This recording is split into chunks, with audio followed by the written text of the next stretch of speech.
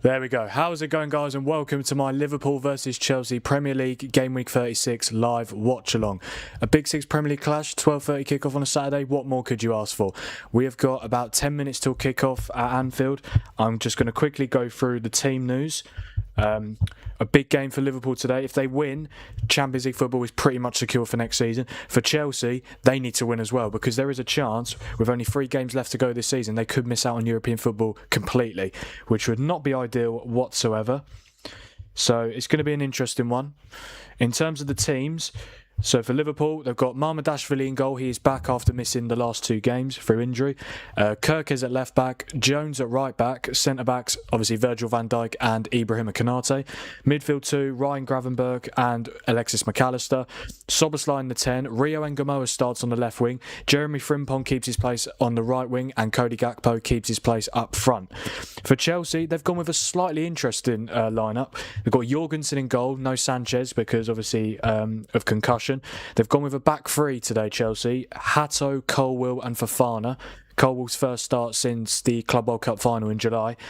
In terms of the rest of the team, wing-backs, Cucurella and Gusto. Midfield 2 of Caicedo and Santos. And it looks like they're going to go with a 3-4-2-1. Getting flashbacks to United under Amorim. They're going with Enzo and Palmer, Enzo Fernandez and Cole Palmer behind João Pedro up front. Very interesting team that Chelsea have picked today. I mean, I'm not surprised considering the fact that pretty much all of their wingers are not available. There is no Garnacho, there's no Neto, there's no Esteval, no Jamie Gittins, and there's no Jesse Derry either, obviously with the concussion against Forest. So I'm not surprised that they've gone with that formation. But to be fair, Enzo, Palmer and João Pedro as a front 3, I don't think that's too bad at all. So yeah, we'll see how it goes. But massive game for Chelsea. They are the worst team in the league in terms of the last 6 games, because they've lost all of them. And they've only scored 1 goal in that time. That was João Pedro's overhead kick in the last game against Forest. So yeah, I mean, Chelsea, it's going to be difficult. I mean, Liverpool aren't great either, but they're not as bad as Chelsea. So it's going to be a good game. I'm hoping for some goals. For those of you who were on my watch along yesterday, it wasn't great, was it? Sky Bet Championship playoff semi-final between Hull and Millwall, first leg at the MKM Stadium, finished 0-0, and that first half especially, probably one of the most boring first halves of football that I've watched all season. Second half was a bit better, but it was such a bad game. There was only 3 shots on target between the 2 sides. Hopefully we won't get anything like that today, but we'll have to wait and see, of course. We've got about 7 minutes till kick-off at Anfield. Liverpool right now are 4th in the league. If they win today, they will have pretty much secured Champions League football for next season. Obviously, with there being 5 Champions League spots, it would have been a travesty if Liverpool didn't get it. I mean, I don't know. Like, even though they're going to get Champions League football, I'm really surprised they're going to stick with Arne Slot. I just feel like, yes, he won the league last season, but how long can you keep mentioning that for until he's actually under pressure? I feel like he is under pressure, but I feel like he should be under more pressure. They spent 450 million in the summer to be trophyless and 4th in the league. And just because they're 4th in the league, I don't think it means anything. So many teams have underperformed this season. But we'll see how it goes.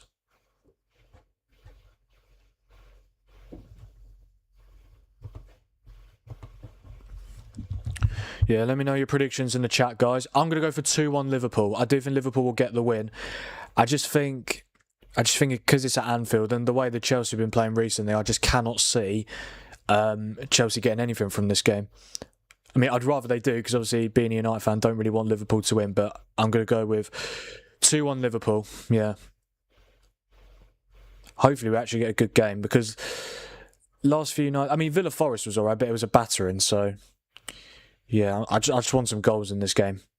I've gone for 2-1 Liverpool. So 3 goals, that would not be bad at all. Yeah, Liverpool have lost 11 games in the Premier League this season, which is terrible considering how good they were last season, winning the league. 11 losses in the Premier this season, which is their most since the 14-15 season under Brendan Rodgers. Over 10 years ago, that. I mean, even if they... I mean...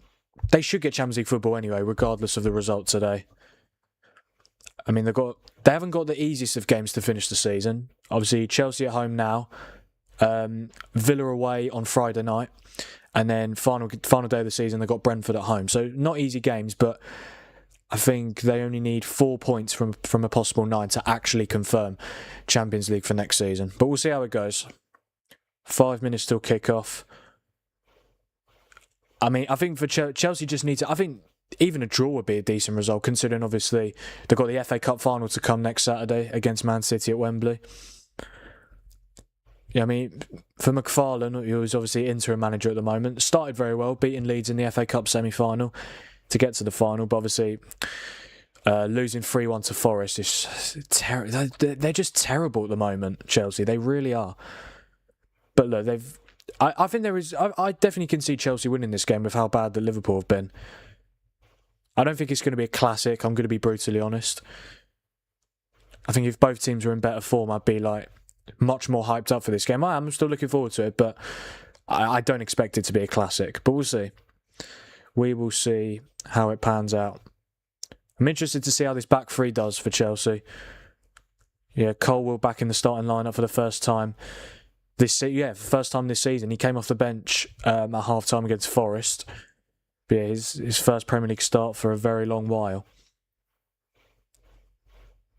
Teams are now walking out onto the Anfield pitch.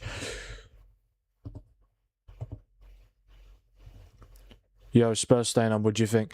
Yeah, I do think Spurs will stay up now. Honestly, that win against Villa has completely changed my mind. Before that, I was like, they're definitely going down. They're just awful, and they're still not great, are they? But I think that win against Villa has completely changed my mind on it, and especially with the fact that West Ham have got Arsenal tomorrow. Like, I just can't see. I'd be very surprised if Spurs go down from this point. Leeds at home on Monday. And to be fair to I'm your thumbnail designer, by the way. Oh, are you? Oh, hello, mate. Good to see you. Oh yeah, you're a Spurs fan as well, aren't you? Yeah, I do think Spurs will stay up now. Yeah, I just think, yeah, genuinely, that win against Villa, like, to go to Villa Park and win 2-1, considering obviously how good Villa have been this season and how bad you lot have been. Brilliant result. I know Villa made a lot of changes, but you still got to go out there and win. Honestly, I'm just looking at this Liverpool bench. It's so bad. I can only recognise Robertson, Chiesa, Isak, Gomez and Woodman. I don't know who the other four are. Will Wright, Tala and Jai, Kieran Morrison, Trey Nioni. I know they've got a lot of injuries, but yeah. I can't believe Chiesa can't get into the team. I genuinely cannot believe that Chiesa cannot get into this team. Playing Frimpong at right wing. Oh yeah, because it worked so well against United, didn't it? Yeah, I mean, what a pointless signing Chiesa was. He was Liverpool's only signing. Not last summer, the summer that Slot came in. He was the only signing, and they managed to win the league from it. And even Chelsea's bench, like, I can't even recognise some of them. Who is number 72? Matthias Ibui, and 76 Ryan Kavuma McQueen. I'm assuming these players are academy boys, but yeah, Reece James on the bench again. He's been on the bench the last few games, I think, James. I don't know why he's not started. That is surprising to me, but yeah, we'll see. Well, on TNT, they're saying that Chelsea are going to play a 4-2-3-1. It's going to be Cucurella on the left wing. You're asking for trouble there. I mean, surely, I honestly think it would make more sense for the 3-4-2-1 to have Enzo Fernandez, Cole Palmer, João Pedro. Yeah, Fernandez and Palmer behind João Pedro in a 3-4-2-1. And then have Cucurella, Gusto wing-back, Santos and Caicedo. And then you've got your back three of Hato, Colwill and Fofana, with obviously Jorgensen in goal. I mean, I'm sure we'll find out very quickly whether it's going to be a 4-back or a 3-back. Obviously, João Pedro, 23 goals this season. Well, 3 of them came in the Club World Cup, but apparently that counts as this season. But yeah, he's been an unbelievable signing for Chelsea. One of their only good players, you could argue. Obviously, Palmer's massively underperformed. I think it's a big game for him today. I think Enzo's done well. I don't think Caicedo's been as good as he was last season.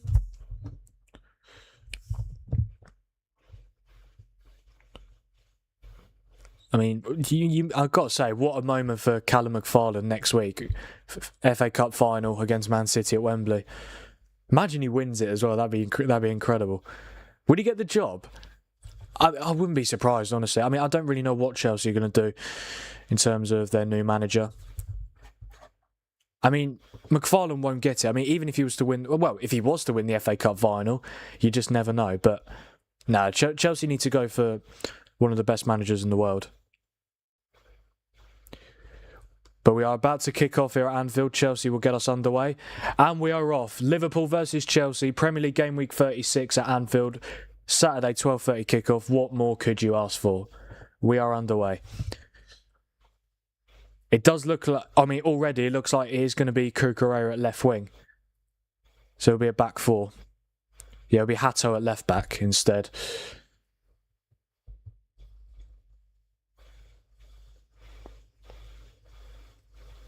I mean, I just can't believe how bad both these teams have been this season. I'm more surprised with Liverpool, to be honest. I feel like when Maresca left Chelsea, I was a little bit worried for them. Come on, Chelsea, says Dad. Do you think you'll win, Dad? I mean, I can't see it, to be honest. I think Liverpool win 2-1. If Chelsea lose today, it's their 7th Premier League defeat in a row, which would be their worst run for ages. I mean, the run they're currently on, 6 defeats in a row in the Premier League, is their worst since 1993. Like, I can't imagine what year it's going to be if they lose again today. But yeah, I just think... I mean, I don't necessarily think Liverpool are amazing, but I think they're not as bad, so that's why I think they'll win. Oh, early shot. I don't know what's happened there. João Pedro had a shot which went just wide. All the Liverpool players seem to stop. I don't really know what happened there. Is it a goal kick or is it a throw? I don't know. 0-0. I really hope not. I had a 0-0 last night between Hull and Millwall. I really do not want another 0-0. But saying that, it wouldn't surprise me because of how poor both these teams have been this season. But yeah, it was a goal kick. I mean, yeah, if that Pedro goal went in, it would have stood. I don't know why all the Liverpool defenders stopped. It was quite weird, but yeah, didn't score anyway.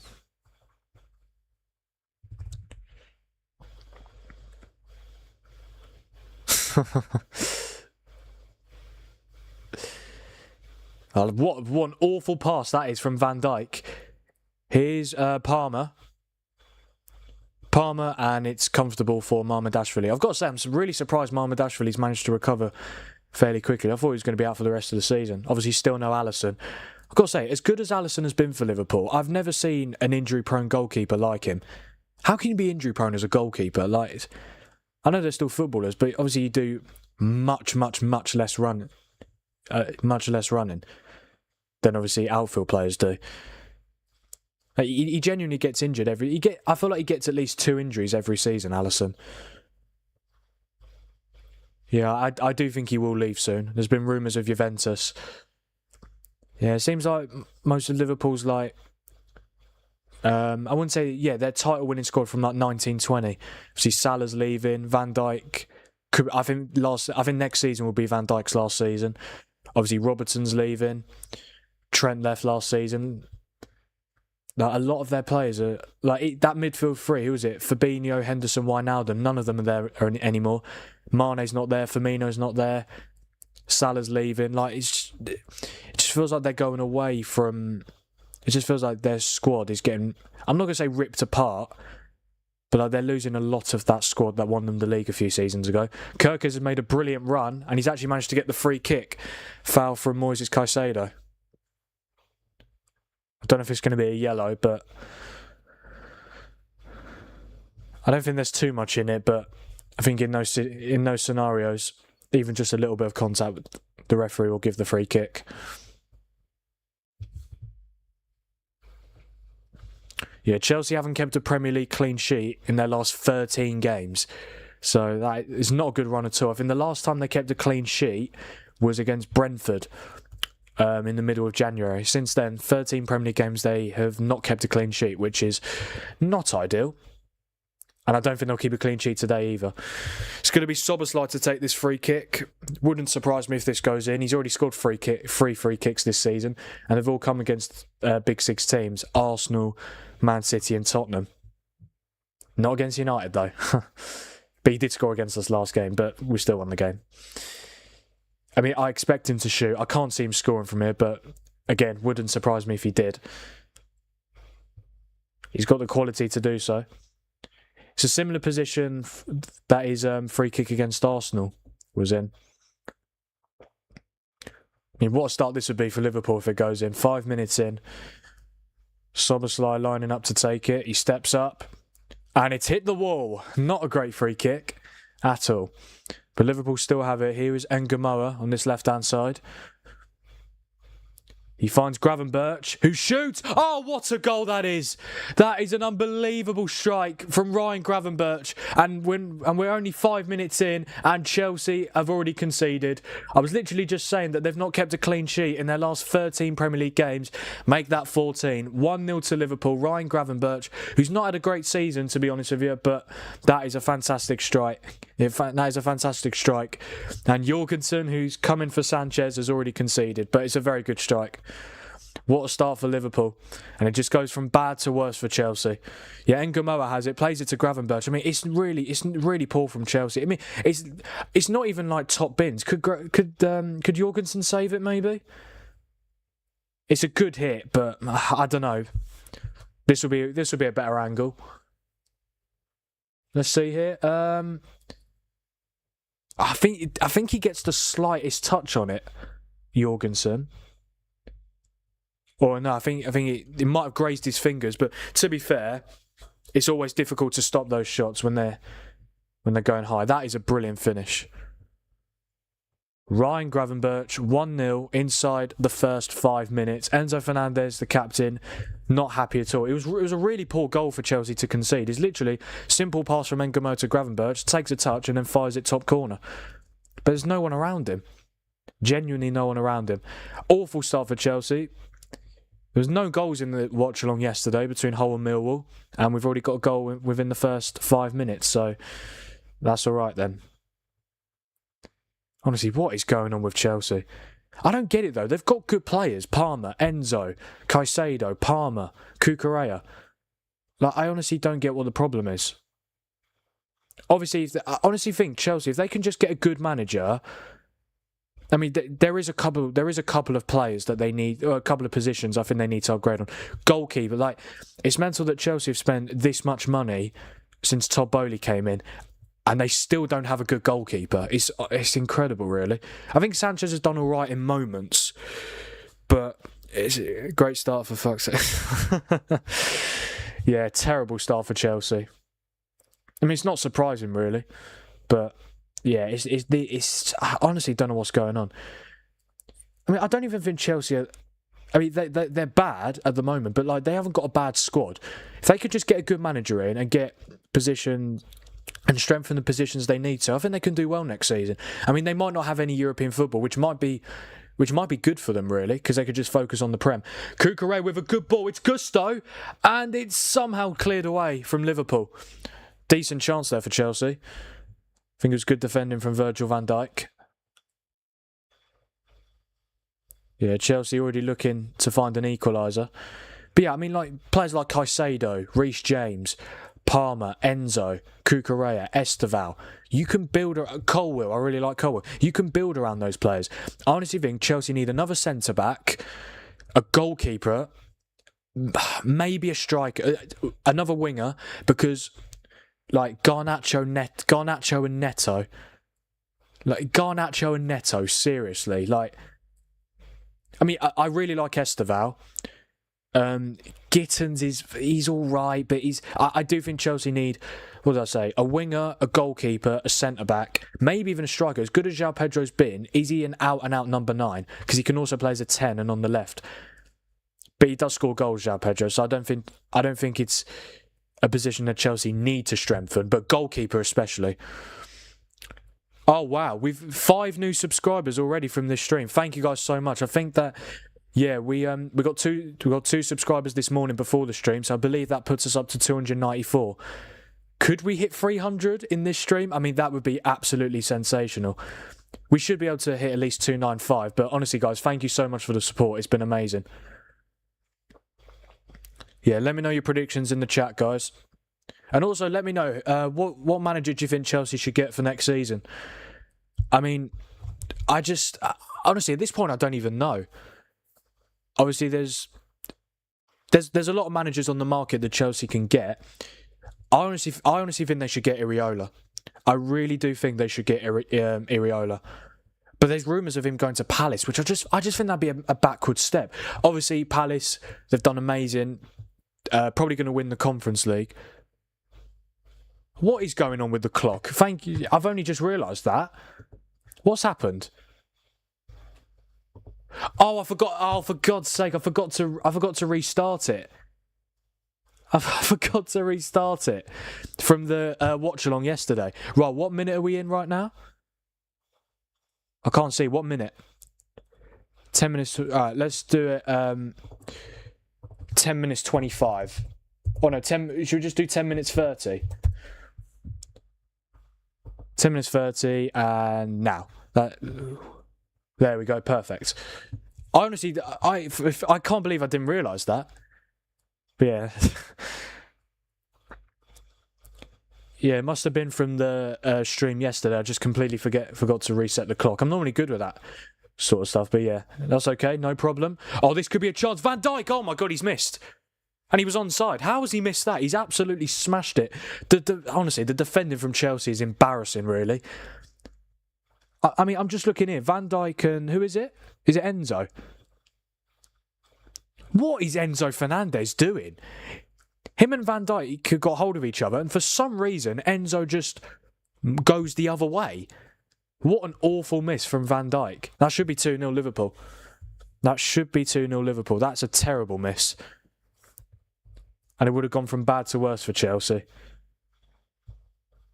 But yeah, mate, genuinely, Chelsea are in absolute crisis. It's really bad. Like, genuinely, really, really bad.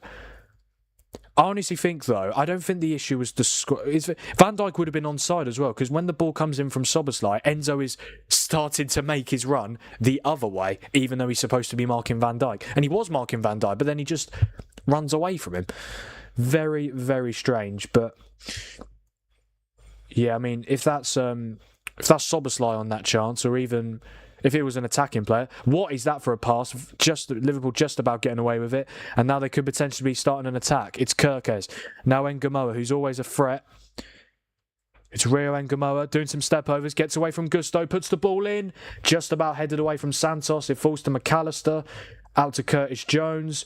Jones whips it in, and I think it's going to go all the way out for a throw-in. It is. Ngamoa can't keep it in.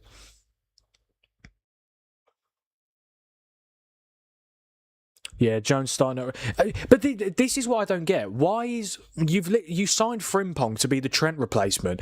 You're playing Frimpong as a right winger, and you're playing Jones as a right back. It just makes no sense. But this is what I mean. I don't understand why they signed Jeremy Frimpong. He's a very good player. Well, he was a very good player in the Bundesliga for Leverkusen. I mean, he's not been great for Liverpool, but like... Most of their signings apart from... Well, pretty much all of their signings apart from Ekitike have massively underperformed. But I can't believe they signed him. I mean, obviously Trent going... They had to replace Trent, of course, but you signed I mean, Frimpong at Leverkusen played as a right wing back. Don't get me wrong, if Xabi Alonso comes in the summer, I mean, he's not going to. Slot's staying for now. But if Xabi Alonso was to be the next Liverpool manager... I mean, I think Frimpong and Wirtz would massively benefit from that, because obviously they played under Xabi Alonso at Leverkusen last season. I mean, unless you're planning to play it back three, signing Frimpong made no sense. And you're playing him as a right winger, even though he should really be playing as a right back. I mean, I don't think he's good enough defensively, but here's an idea. Don't sign him in the first place and sign an actual right back. But they've had problems at right back all season. Jones has played there, Szoboszlai's played there, Frimpong's played there, Bradley's played there. I think Liverpool have to sign a right back in the summer. Obviously, in an ideal world for them, Trent Alexander-Arnold would still be there. I am still surprised that Trent left. I honestly thought he was going to stay at Liverpool his whole career. I thought he was destined to, but obviously made the move to Madrid. It's not gone too well for him so far. He has had injuries, to be fair, but still he's got a couple of assists. Van Dijk tries a long ball to McAllister, but it's gone all the way through to Jorgensen. Also, there is currently a Championship playoff semi-final first leg going on between Middlesbrough and Southampton. Obviously, I did a watch-along for Hull Millwall. I was going to do a watch-along for Middlesbrough Southampton, but then I found out it's kicking off at the same time as this game, but I will keep you guys updated on that. Yeah, currently 15 minutes or 16 minutes into that game, 0-0. Middlesbrough dominating though in the early stages, but yeah, I'll keep you guys updated on that. 15 minutes here, 15 minutes gone here at Anfield. 1-0 to Liverpool. Ryan Gravenberch with the goal.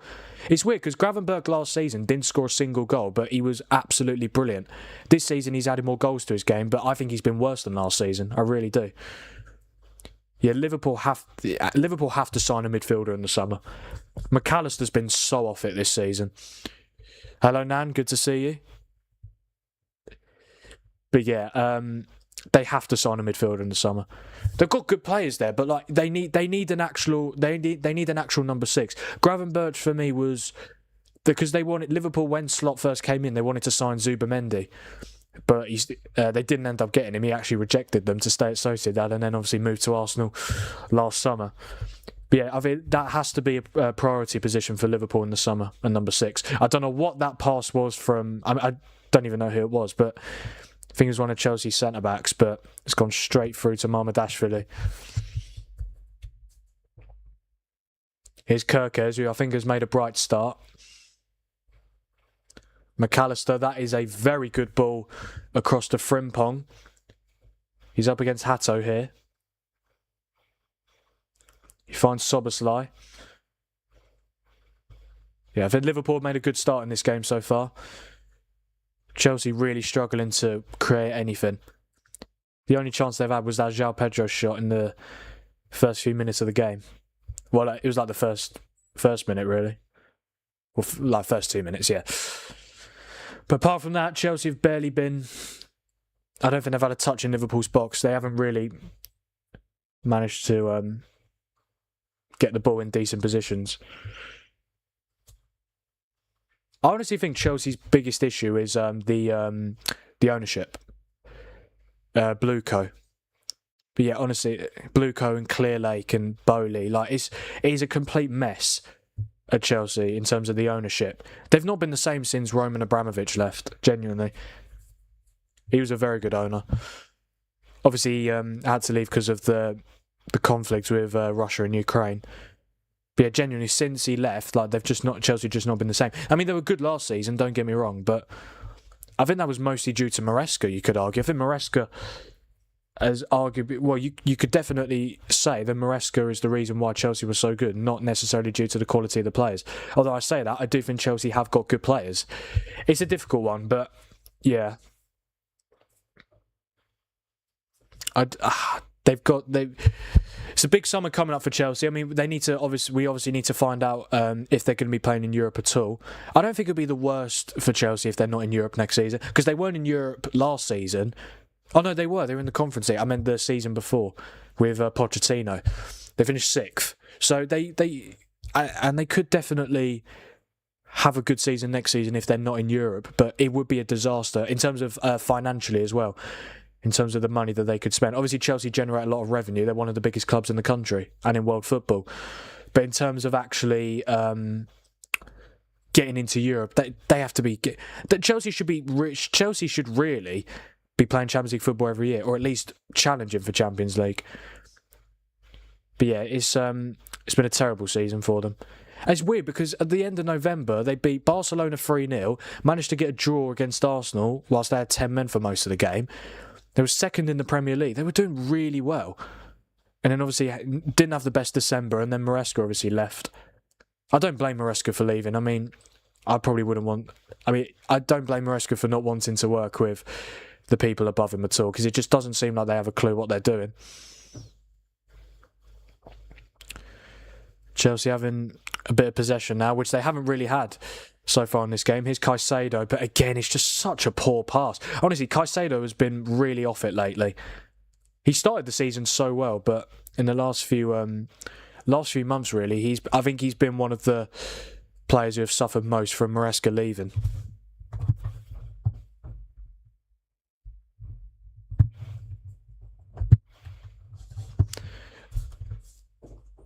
20 minutes gone. Still Liverpool leading. Don't forget, guys, to like the stream and subscribe to the channel. Already 5 new subscribers this stream, which is absolutely brilliant. This could be a chance for Chelsea. Oh, João Pedro just couldn't get there. Mamardashvili just about getting to the ball. It was a good pass. Palmer receives it on the half turn excellently. Oh, it's just too... I don't even think it was a bad ball from Palmer, but I think it was just Mamardashvili coming out and doing well. 295 subscribers. That is absolutely superb. I honestly think... Again, I don't want to get ahead of myself, but 300 could be possible this stream. That would be absolutely incredible. But genuinely, guys, thank you so much for the support. It's amazing. I really do appreciate every single one of you that subscribe to the channel. Or if you've been on any of my streams at all, genuinely. It's overwhelming sometimes. It really is. So yeah, thank you, guys. I really do appreciate it.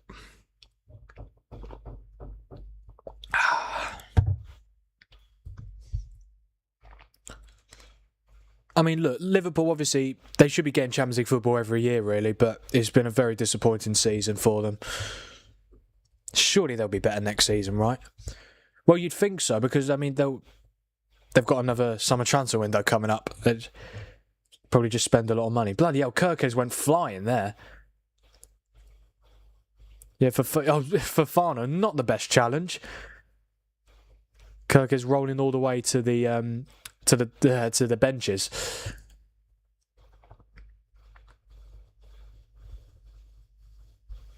Here is McAllister. But yeah, I think Liverpool have to sign a 6 and a right back this summer, definitely. Apart from that, I don't think they necessarily need... Well, maybe a goalkeeper if Alisson leaves. Well, they probably need a goalkeeper anyway, to be honest, because Alisson is just so injury prone. But then again, you've got Mamardashvili, but I don't think Mamardashvili's that good, to be honest. Obviously, Freddie Woodman came on against Everton, played against Palace and Man United, yeah. Which side can I watch the real match? TNT. I don't know if you've got that, but I don't know if you got that, mate, but TNT Sports is what I'm watching it on. I don't know where else. I don't know where else you could watch it though. But yeah, TNT Sports is what I'm watching it on. Here's Van Dijk. That's a very good line-breaking pass. Once again, here is McAllister out to the left-hand side for Rio Ngamoa. Up against Gusto. It's Ngamoa. And he's still got it. No one can get it. No one can get it off him. Oh, he's done brilliantly. Oh my God, what a move this could be. Oh, Gakpo messed it up. Flags up anyway.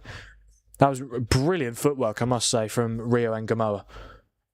Only 17 years old as well. He's a very, very promising young talent. Maybe it's poor defending from Chelsea. I'm not being funny. There's 3 players around him and they can't get it off him. Yeah, McAllister found Gakpo. He just couldn't control it properly. But he was offside anyway. Wouldn't have counted if it ended up in the back of the net.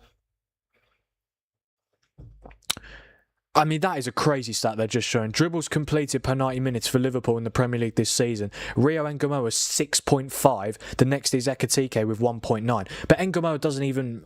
Wait, he plays, but he rarely starts. He's only started a few games this season. He's just a brilliant dribbler. Yeah, I mean... I know he's only 17, but he's only got 2 goals this season. But still, I'm sure that next season he could genuinely blossom.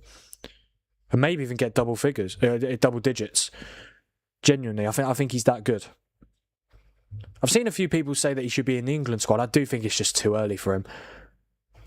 I mean, who we got left wingers right now? Rashford and Gordon. I mean, maybe you could take Ngamoa, but I just think it's too early for him. I really do.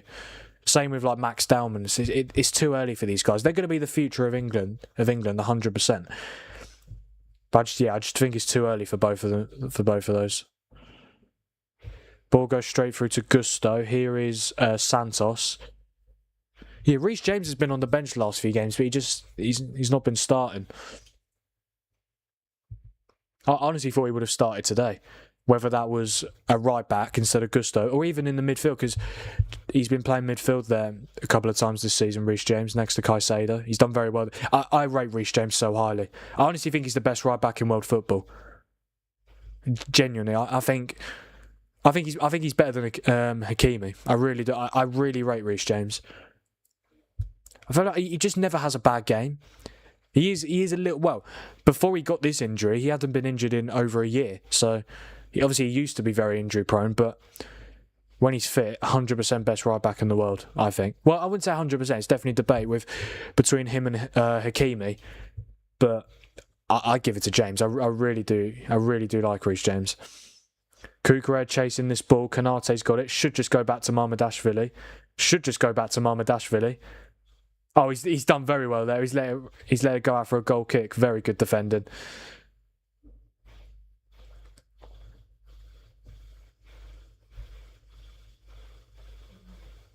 Kukurea trying his best to get it, but it's very good defending from Konate, and then he goes flying.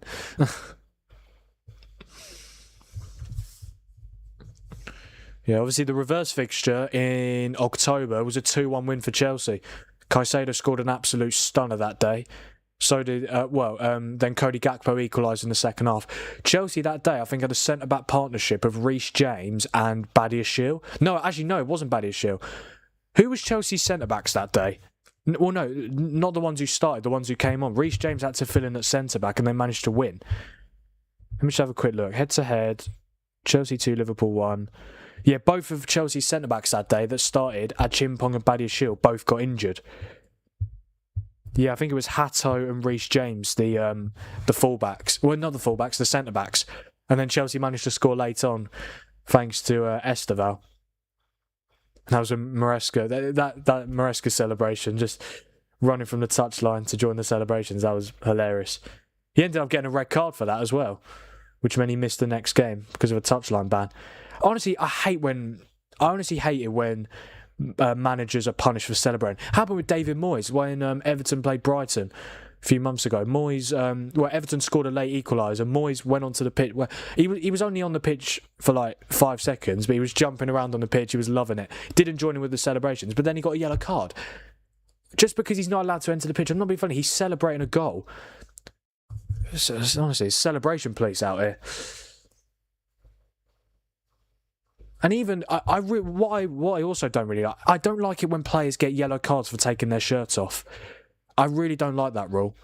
You're celebrating. You're celebrating a goal. You should be allowed to celebrate how you want. But yeah, like I don't know. I just don't like that rule. I feel like there are quite a few rules in football nowadays that I don't like, especially that rule where if a player's injured, they've got to go off the pitch. This could be a chance for Chelsea. It's Kukurea who shoots. Good save from Mamardashvili.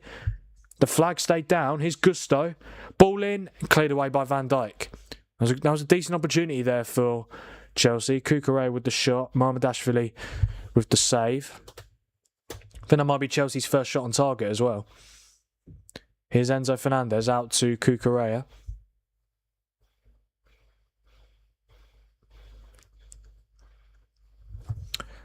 Here is Palmer. Obviously, the England provisional World Cup squad is out on Monday in 2 days' time. Well, you can have up to 55 players in the provisional squad, but you have to have a minimum of 35. And then, obviously, the actual squad is 26 players. So if he does name 55, Thomas Tuchel, he's got to take out over half of those players. So yeah, I reckon he'll name about 40 to 45. I mean, he named like 35 for the March international break for the friendlies. So yeah, I reckon he'll name at least 40. And then the actual squad comes out on the 22nd of May, which is actually two seasons, which is actually 2 days before the Premier League season finishes. So yeah, and then obviously World Cup starts 11th of June, and then England's first game 17th of June. 9 PM kickoff as well. That'd be good.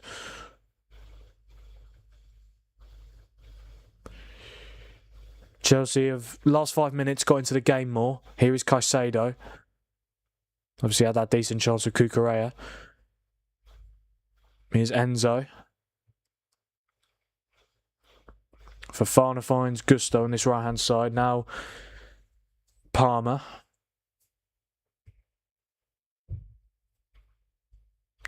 Yeah, Chelsea just having a spell of possession. They haven't had too many of those in this first half an hour of this game. But yeah, here's Caicedo.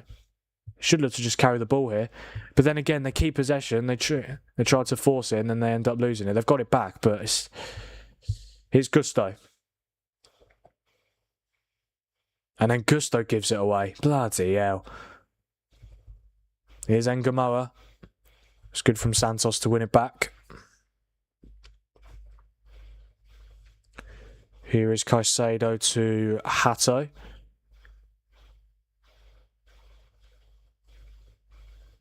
Half an hour gone at Anfield. Still Liverpool 1, Chelsea 0. Ryan Gravenberch with a brilliant finish within the first 5 minutes to give Arne Slot's side the lead. Here's Cucurella. Caicedo with the ball over the top to Cucurella. It could have been a goal. It could have been a goal. If he controls that better, he gets the shot off and he probably finishes it. It's a brilliant pass, I must say, from Moises Caicedo.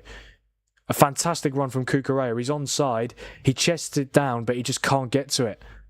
He just cannot. I mean, mate, could he have not flicked it? Maybe. I don't know. Last 5 minutes, 89% possession for Chelsea, and obviously only 11% for Liverpool. That's what I mean. Chelsea have come into the game in these last 5-10 minutes.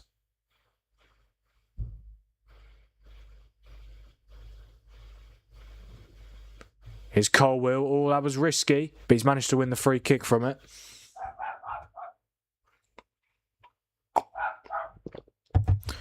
Dogs barking outside. Brilliant.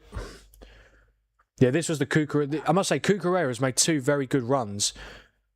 That one, the first one was for the Mamardashvili save. I think that's going to be a Liverpool corner as well. Wow. Really? Oh, is that a Liverpool goal kick? Sorry. No, he did.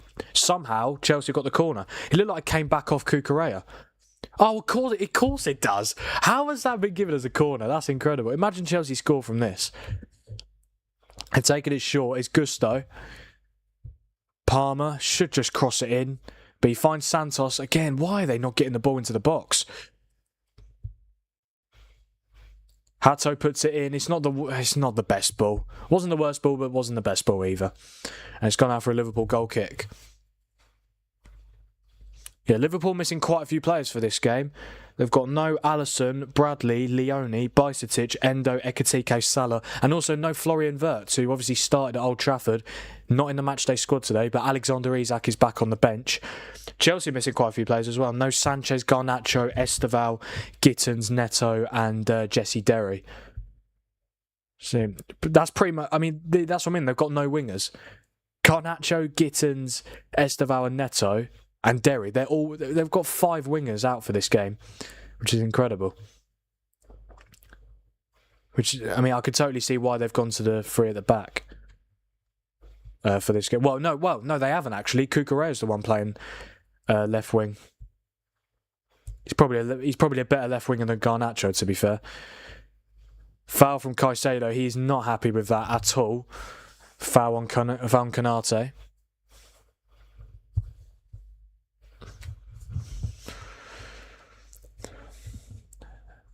Yeah, just seeing the Gravenberch goal, I should say. It's really poor from Chelsea.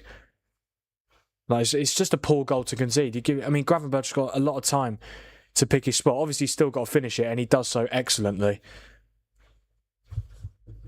But yeah, just a really, really poor defender from Chelsea. No one marking Gravenberch. Is it Gravenberch or Gravenberch? I think it's Gravenberch. Yeah, Gravenberch. Okay. Chelsea going into this game. Yeah, they are, to be fair. Having much more of the ball. I must say, Cucurella is doing pretty well as a left winger. Yeah, Chelsea definitely. I mean, they started really. I mean, what is that from Mamardashvili? He's just kicked it out of play. Slot has his head in his hands. I mean, I honestly don't know what that was.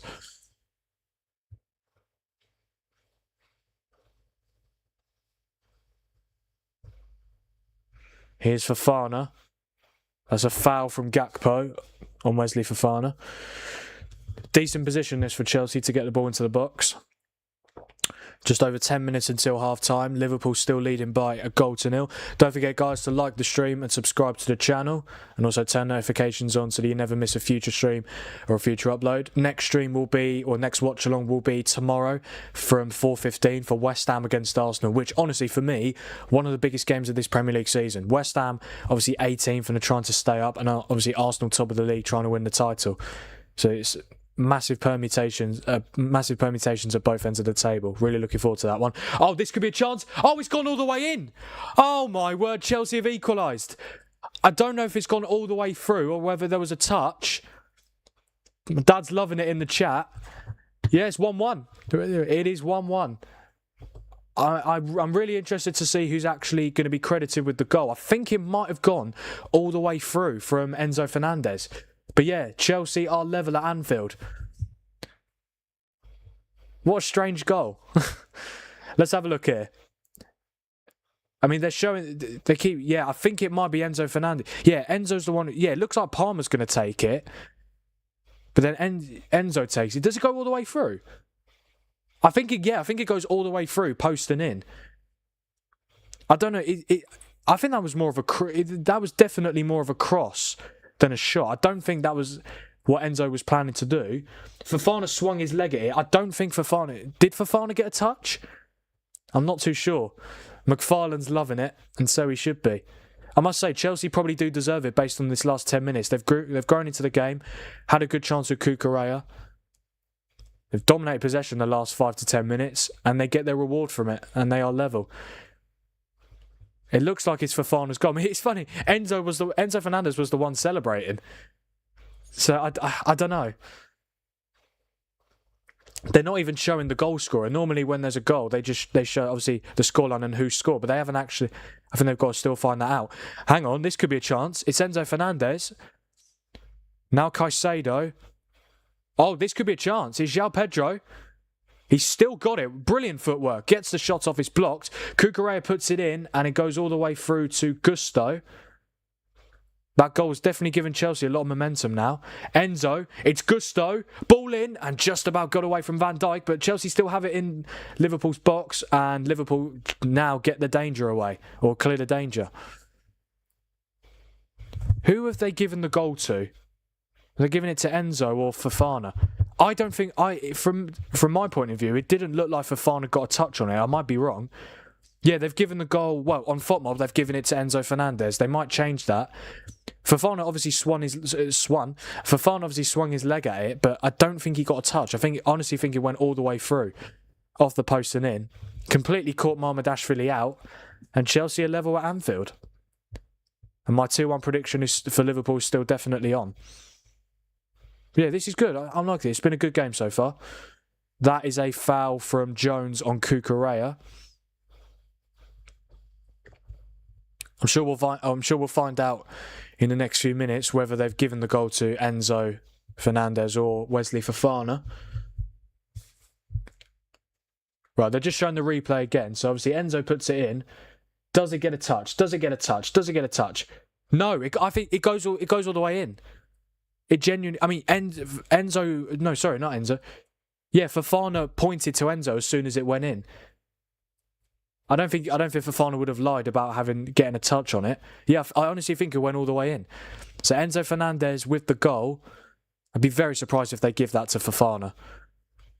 It'd just be funny because obviously Enzo was the one celebrating and it might not even be his goal. But now I think they will give it as an Enzo Fernandez free kick goal.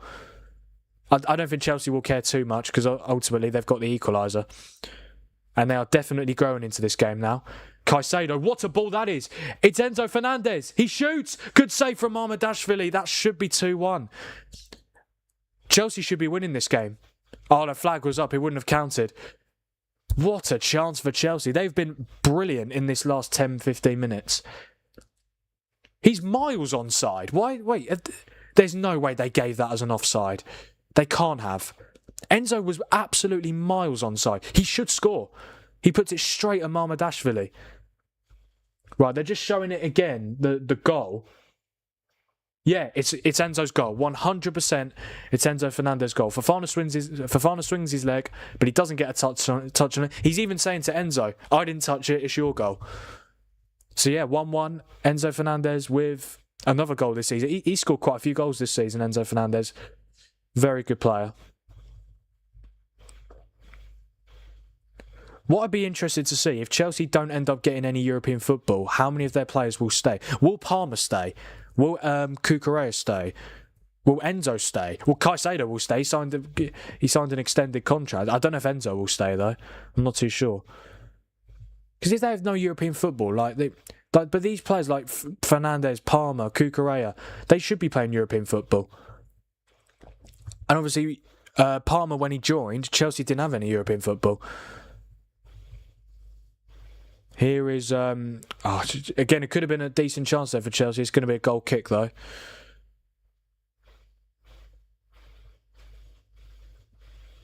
Yeah, I don't think Arne Slot will be too happy with how his side have played in this last 15 minutes. That is their 18th set-piece goal conceded this season for Liverpool in the Premier League. Their next is the 92-93 season where they conceded 16. So, yeah, 18 goals conceded from set pieces this season for Liverpool. Not ideal for them.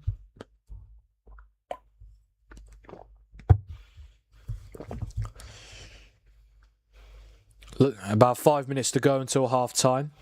I've quite enjoyed this first half so far. It's been pretty good. But I feel like Liverpool started really well, but as the game has gone on, Chelsea have grew into it, and for me, got a deserved equaliser.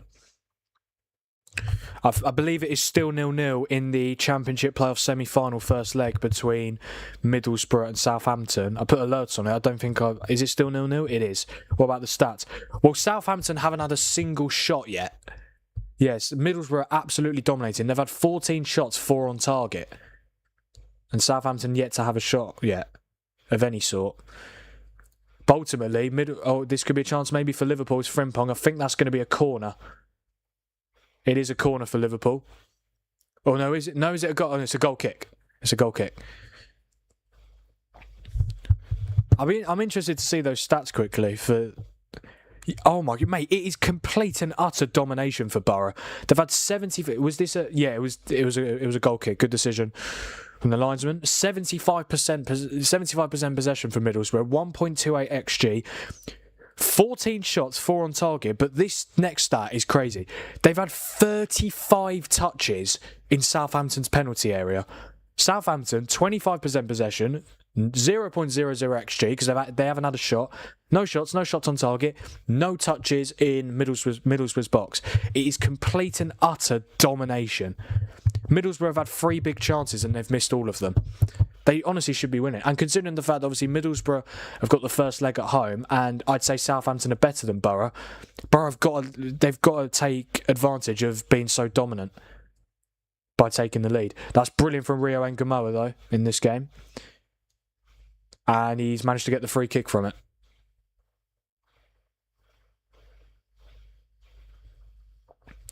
Yeah, I mean, considering how good the Southampton have been in the Championship in this calendar year, especially, I think in terms of the calendar year league table for the Championship, they should be top because they've only lost 2 games.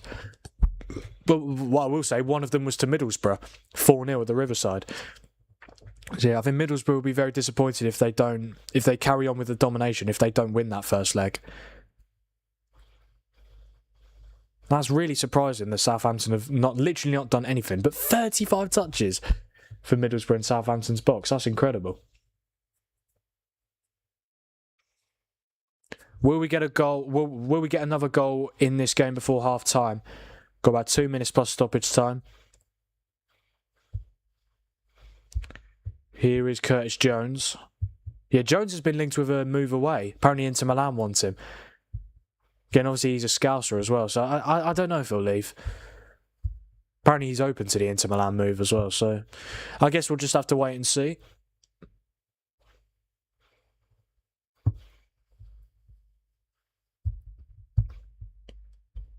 Yeah, I mean, look, a draw is not the worst result for Liverpool, if we're being totally honest. They're going to get Champions League football anyway. Well, unless they lose if they lose their next 3 games, and Bournemouth. But this is what I mean. Liverpool need to lose their next 3 games. Bournemouth need to win their next 3. I think that's well, actually, no, that's not entirely true because it's a 6-point gap. Liverpool could get like 1 point, but Bournemouth could win the rest of theirs, and Bournemouth could finish above Liverpool. We'll see. And Liverpool don't have the easiest games. Obviously, playing Chelsea right now, 1-1 at the moment. They've got Villa away on Friday night.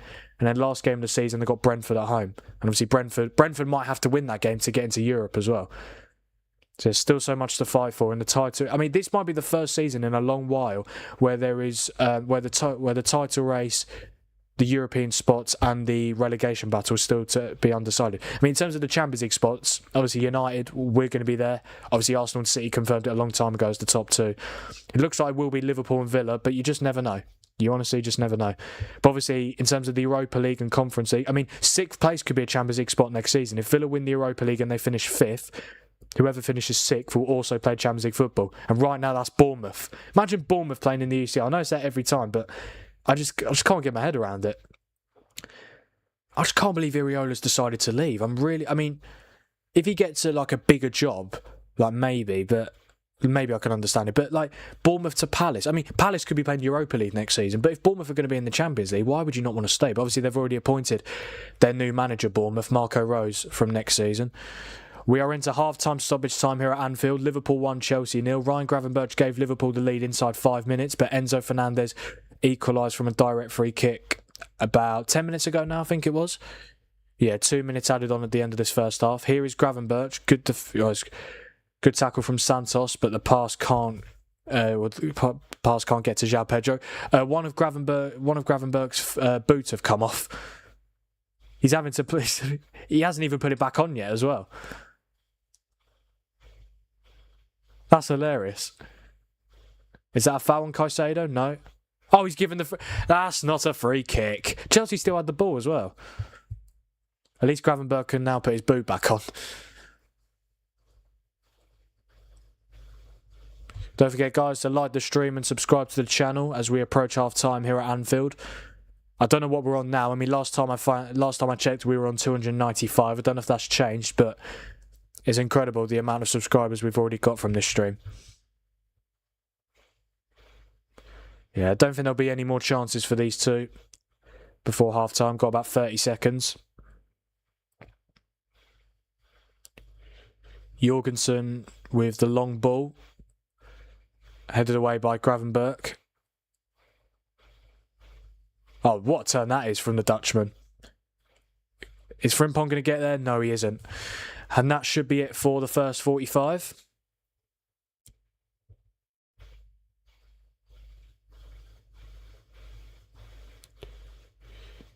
And there we go. That is half-time at Anfield. Liverpool 1, Chelsea 1 at the break. Ryan Gravenberch gave Liverpool the perfect start. 5 minutes in, Rio Engamo plays the ball across to him. Gravenberch takes a touch and fires it into the top corner past Philip Jorgensen.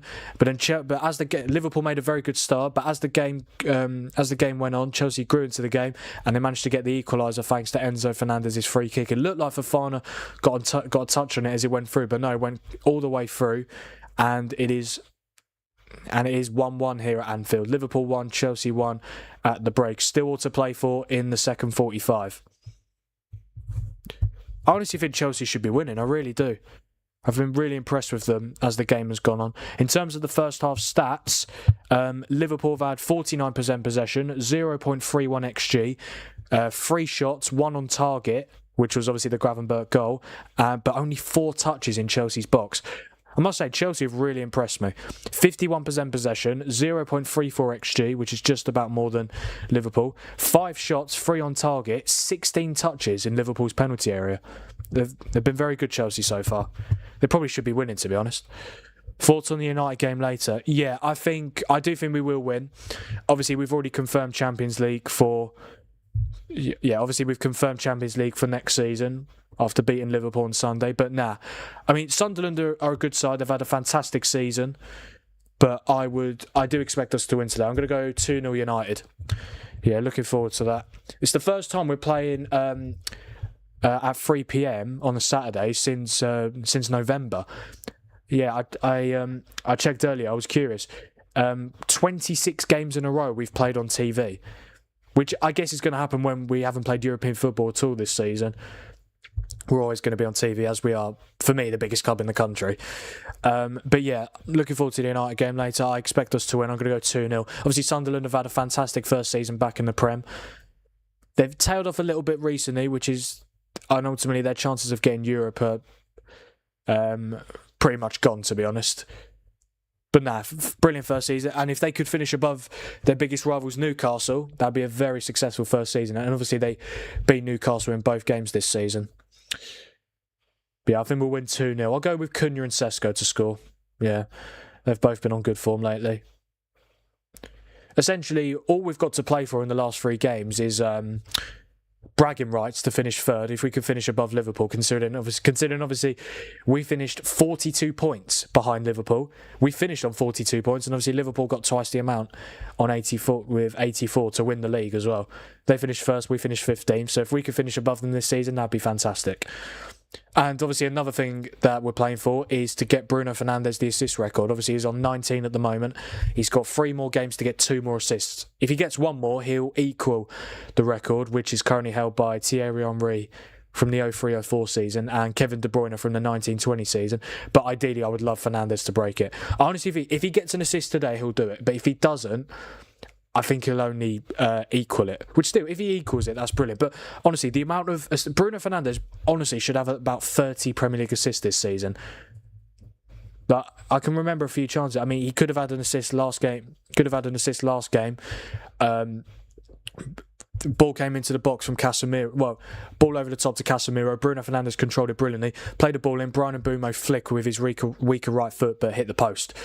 And even other chances, like when we played Spurs at home, beat them 2-0, but with the last kick of the game, Bruno puts a ball into the box. Sesko is completely free. There is no one around him.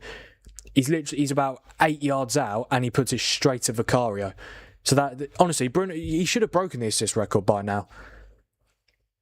But yeah, those are just a couple of examples of assists that he definitely should have got. But yeah, I think we will win. If Liverpool draw this game, we just need to beat Sunderland and then we will finish above Liverpool, which would be fantastic. Obviously, right now we're on 64 points. Liverpool on 59 as it stands. Villa on 58. So yeah, third place is pretty much guaranteed, but I would like us to just confirm it. Obviously, 3 more games for Casemiro in the United shirt. I'm going to be so sad when he leaves, man. It's such a shame. I really hope that he gets 10 Premier League goals. He's got 9 at the moment. 9 goals, 2 assists. If he can get to 10 before the season ends, that'd be an incredible last season at United. Because he's leaving as well, we need to sign 3 midfielders, realistically, I think. Obviously, I would love Tchouaméni. Obviously, he had a scrap with Valverde, which hopefully strengthens our chances of getting him. We've been linked with Matheus Fernandes from West Ham. I think he's brilliant. Obviously, others like Belieber, Wharton, Elliot Anderson. We do need to sign 3 midfielders this summer, let's be totally honest. Will Ineos do that though? We'll have to wait and see, but it's a big summer for us. Big summer for these 2 teams as well, Liverpool and Chelsea. So Chelsea need to get a new manager and definitely strengthen a few positions. I thought Liverpool were going to change their manager, but it doesn't look like they're going to now. It looks like Arne Slot is going to stay for now. And I'm sure they'll be looking... another position I forgot to mention that Liverpool need to sign. A right winger. Salah's leaving. You're not going to play Frimpong there all season. Yeah, I think right winger, centre mid, defensive midfielder ideally, I'd say. Yeah, defensive midfielder, right winger, and what other positions? What other positions did I say? Right back, right winger, midfielder is, I think, the positions Liverpool need to get. I think everywhere else they've got quality. Maybe a centre back as well. Because if one of Van Dijk or Konate gets injured, I mean, you've got Joe Gomez there, but like Liverpool next season will want to challenge for the title, definitely. But they need depth in a couple of positions. Obviously, it looked like they were going to get Mark Gahey on transfer deadline day in the summer, but obviously the deal fell through and now he's at Man City. So, yeah. But we'll see. But I'm looking forward to this summer transfer window. And obviously the World Cup coming up. It's going to be a great summer, I'm sure of it. But right now, 1-1 between Liverpool and Chelsea. In terms of players on green ratings. The only two players that are on green ratings for Liverpool are the players that combined for the goal. Rio Ngamoa, who obviously assisted, is on a 7.2. Ryan Gravenberch, who scored, on a 7.7. For Chelsea, Enzo Fernandez, who scored the free kick, he is on a 7.1. And Moises Caicedo is on a 7.3. Yeah, all the others are on orange ratings at the moment. Yeah, brilliant finish from Gravenberch. He can hit them. He can definitely hit them. Yeah, he's got... he's doing well, Gravenberch, in terms of goals and assists. But in terms of like actual midfielder duties, I do think he's been off it this season. But he has added more goals to his game. That's a brilliant finish, isn't it? Very difficult for Jorgensen to stop that. But then Chelsea, for me, getting their reward with that free kick from Enzo Fernandez. It is genuinely complete and utter domination for Middlesbrough against Southampton. I must say, I think it's really clever from Fofana. I know he doesn't get a touch on it, but what he manages to do, manages to get back into an onside position. I genuinely think if he doesn't swing his leg at it, I reckon Mamardashvili probably saves it. I think the fact that he's swinged his leg at it probably fools Mamardashvili. Yeah, he doesn't get a touch on it, does he? Oh, maybe he did. Maybe he did. For some reason, it looked like maybe Fofana did get a touch. It kind of looked like it. Maybe I'm just seeing things, but he might have actually got a touch on that. I think I dislike this Liverpool team more than I dislike Chelsea, and I'm a Liverpool fan. This season can't end fast enough. Yeah, it's been a tough season for you lot this season. I'm really surprised as well, considering the money you spent in the summer, 450 million. Obviously, you sold a few players as well. Obviously, like Luis Diaz. Who else left? A couple of others did. Trent Alexander-Arnold, yeah. I feel like, yeah, I don't know what the problem has been. Well, ultimately, most of your signings have underperformed. I think the only signing that has probably delivered up to expectations is Hugo Ekitike. But obviously, he's injured for the rest of this calendar year with an Achilles rupture. Obviously, I think Isak's been very disappointing. I know he's been injured as well. Oh, yeah, Darwin Núñez. I don't think Núñez... Is Núñez that big of a miss, though? I think it's difficult because I feel like Núñez was all right. He was okay, but like he did have his moments of just complete. Like he was hilarious, wasn't he, Núñez? But he wasn't a regular starter, was he? Diaz was though. I'm surprised you let go of Diaz. I don't think Diaz was amazing last season, but he's a good player. They spent $500 million downgrading the team, exactly, and that's ultimately why you've been underperforming. Like even your other signings, like yeah, Florian Wirtz. I forgot about him because obviously he's injured. I do like Wirtz. I think he can be good, but he needs to do more. Jamie Carragher always says it on punditry or an analysis when he talks about Florian Wirtz. He always says that he's neat and tidy. I think that is the best way to describe Florian Wirtz at the moment. He's a neat and tidy player. But ultimately, you spent over 100 million on him. He needs to be more than neat and tidy. Like, I don't think he's done absolutely terrible. I don't think he's done absolutely shocking, but like he's got to be doing more for the price that they put. I know, obviously, it's not his fault they paid that much money for him, but obviously he was amazing in the Bundesliga. He was always going to cost a lot. He keeps shitting the bed in front of goal, but he was constantly getting into those places. Honestly, Wirtz in front of goal is shocking. He genuinely, Wirtz shoots the ball like a toddler. Genuinely, every time I see Wirtz get into a goal-scoring position, he can't shoot. It's weird because the goal he scored against Palace like 2 weeks ago, that was a brilliant finish. And even the goal like he scored against Burnley earlier on this season, like he can score good goals, but like most of the time he genuinely shoots like a toddler. Watching Wirtz with Germany, he's a £100 million player. Wirtz for Germany is amazing. I think he'll have a good World Cup, but for Liverpool, he's got to be doing more. Like he genuinely has got to be doing more. He didn't score his first Premier League goal until December.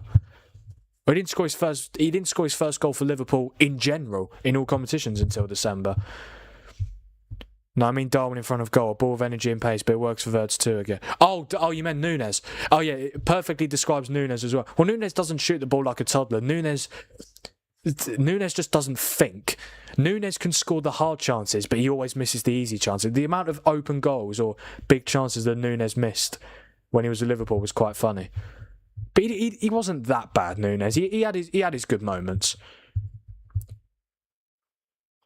But yeah, I mean, he was rapid. Well, he still is, Nunes. But yeah, he's a very quick player. But yeah, in front of goal, he did disappoint a little bit, didn't he?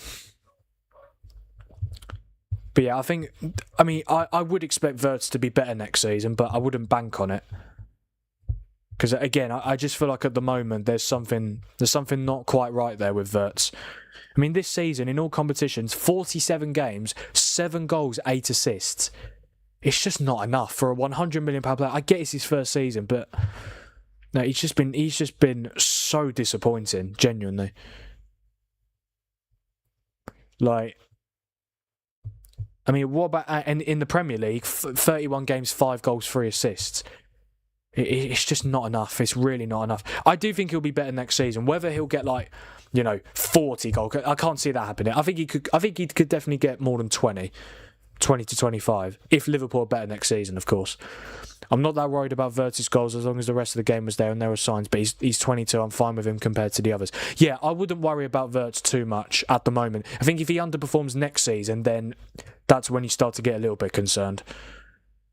I think you can start to get a little bit concerned with Wirtz now, but I think you've got to give him next season, potentially when Liverpool are better, to see how he does. But if Liverpool are better next season and he's still underperforming, then it's not ideal. The midfield is made of vapours. They part like the Red Sea 50 times a game. That's what I mean. That's why I've been saying for most of this stream, Liverpool have to sign a 6 in the summer. Because obviously you were trying to sign Zubamendi when Slot first came in, and he ended up staying at Sociedad and then joined Arsenal. I honestly think that's probably the first position you need to strengthen in the summer, defensive midfield. I'm very worried about Isak. His body looks mostly done. Yeah, again, you could say the same for Isak about Wirtz, give him next season. Because to be fair to Isak, he has had quite a few injuries, but he has really struggled, hasn't he? Even when he's played, he started against PSG, didn't he? And he only got 5 touches in the first half and came off at half time. And I know for strikers, obviously they need to get service, but it's also, you do need to be creating chances for yourself. And again, 125 million, the most expensive signing in Premier League history. He has been really poor.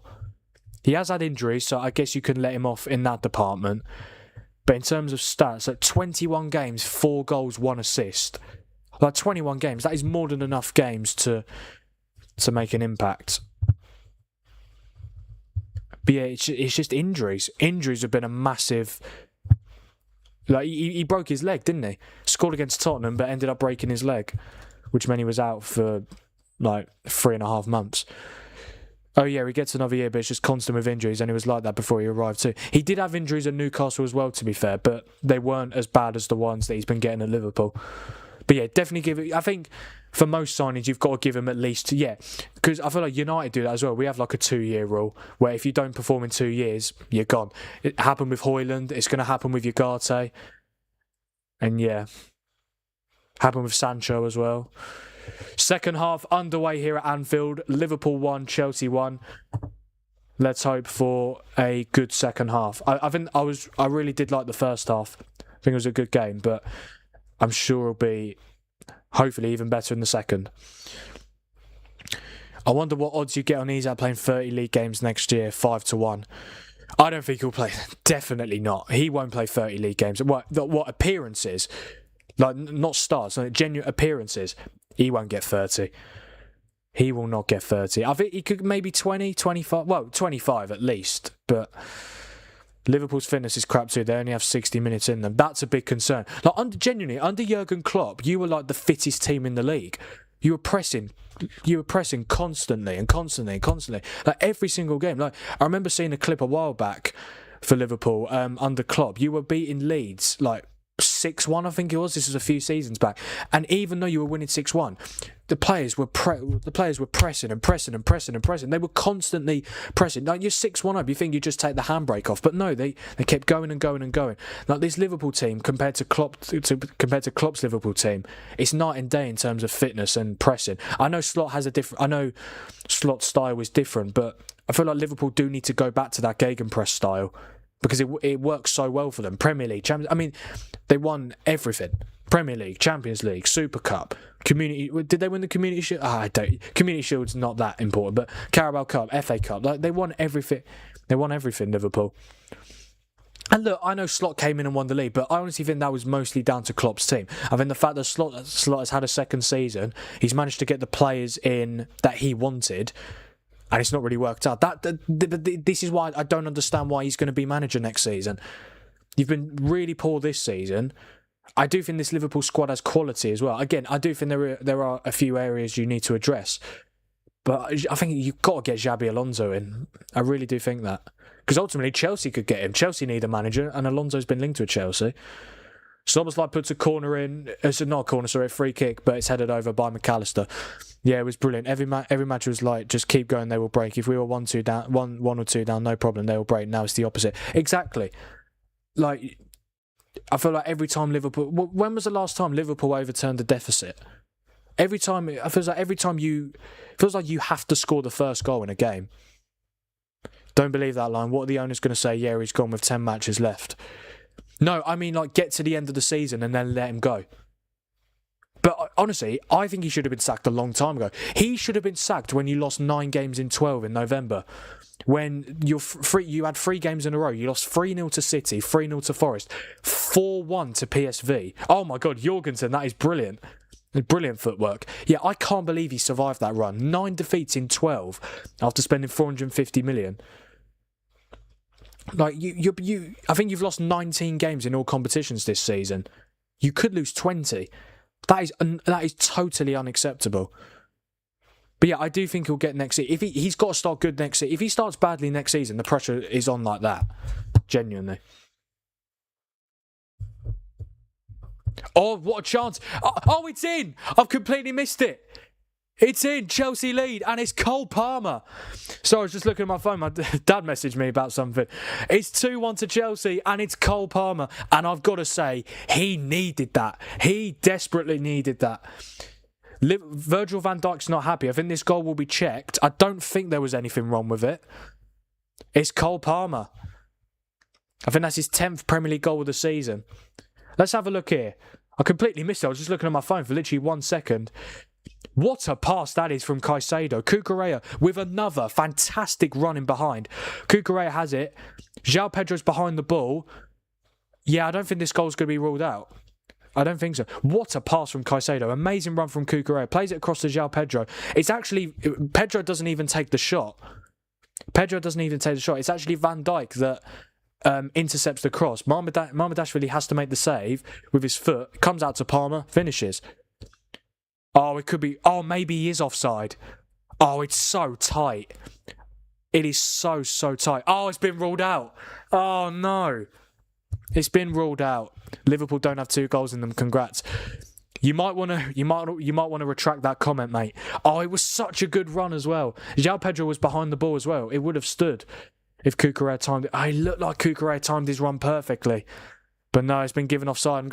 Well, to be fair, I didn't even change the scoreboard to 2-1, but I don't need to now. What a start that would have been to the second half for Chelsea.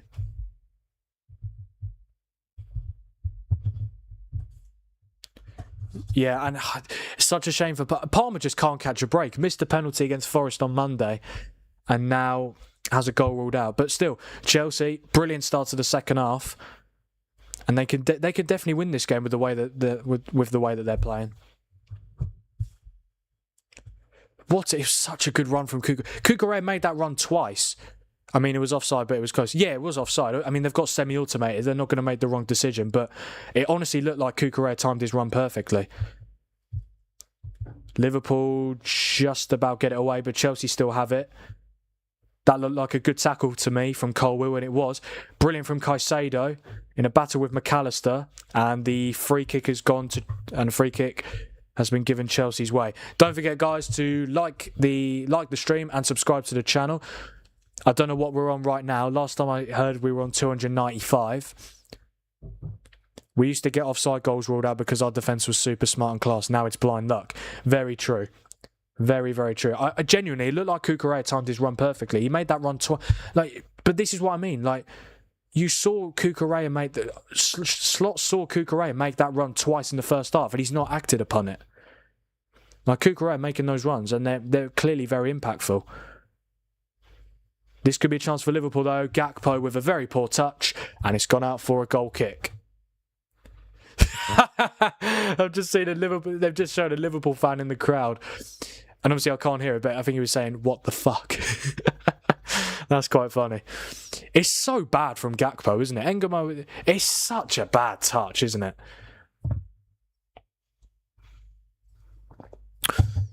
Trent would improve this team defensively. No, he wouldn't. Are you sure about that?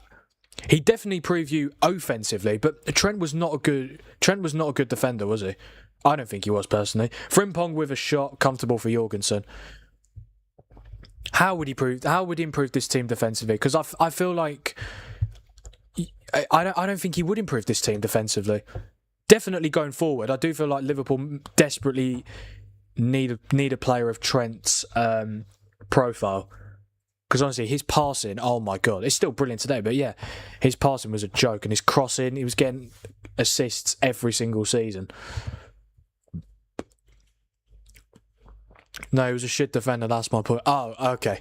I was going to say, yeah, because Trent's never really been a top defender. He's been amazing going forward, which is why I guess sometimes he plays in midfield, doesn't he? Played there for England a few times at the Euros. We're up to 296 subscribers now, guys. Really do appreciate the support. It's been amazing. Here is Ngamoa. Gusto and McAllister going into the challenge, and it's going to be a Chelsea throw-in. Palmer needed that goal so badly as well. Like, he genuinely can't catch a break at the moment. Feels like nothing's going his way.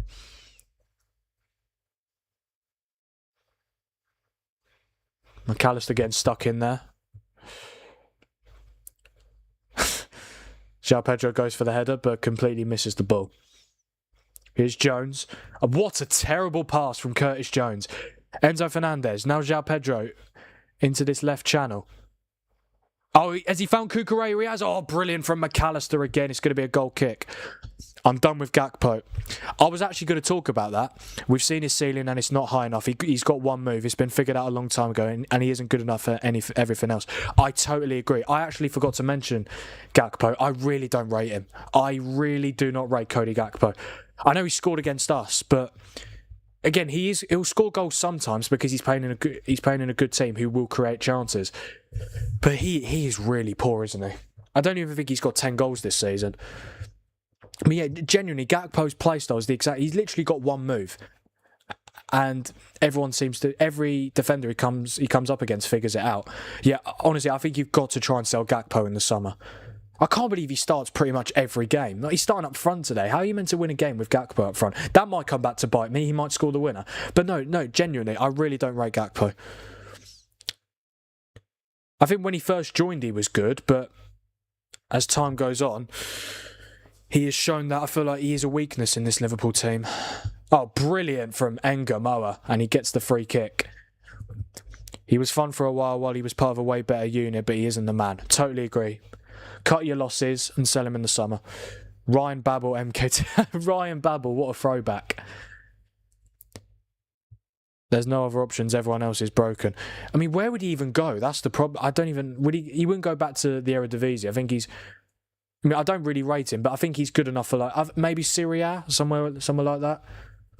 But he could be like another Diaz, Diaz was better than Gakpo last season, but it could be another situation of a Liverpool left winger going to one of the biggest clubs in the world and doing very well there. I know the Bundesliga is easy, but you got to say Diaz has been unbelievable since he left.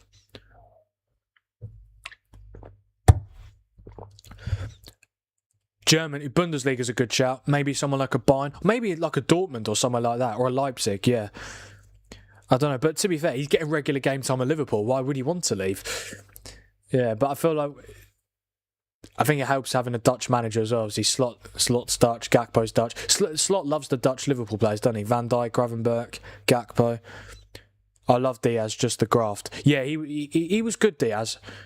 He was good. I feel like he could have been a little bit better in terms of goals and assists, but yeah, good player. And he didn't stop running as well. Lovely flick from Gravenberch.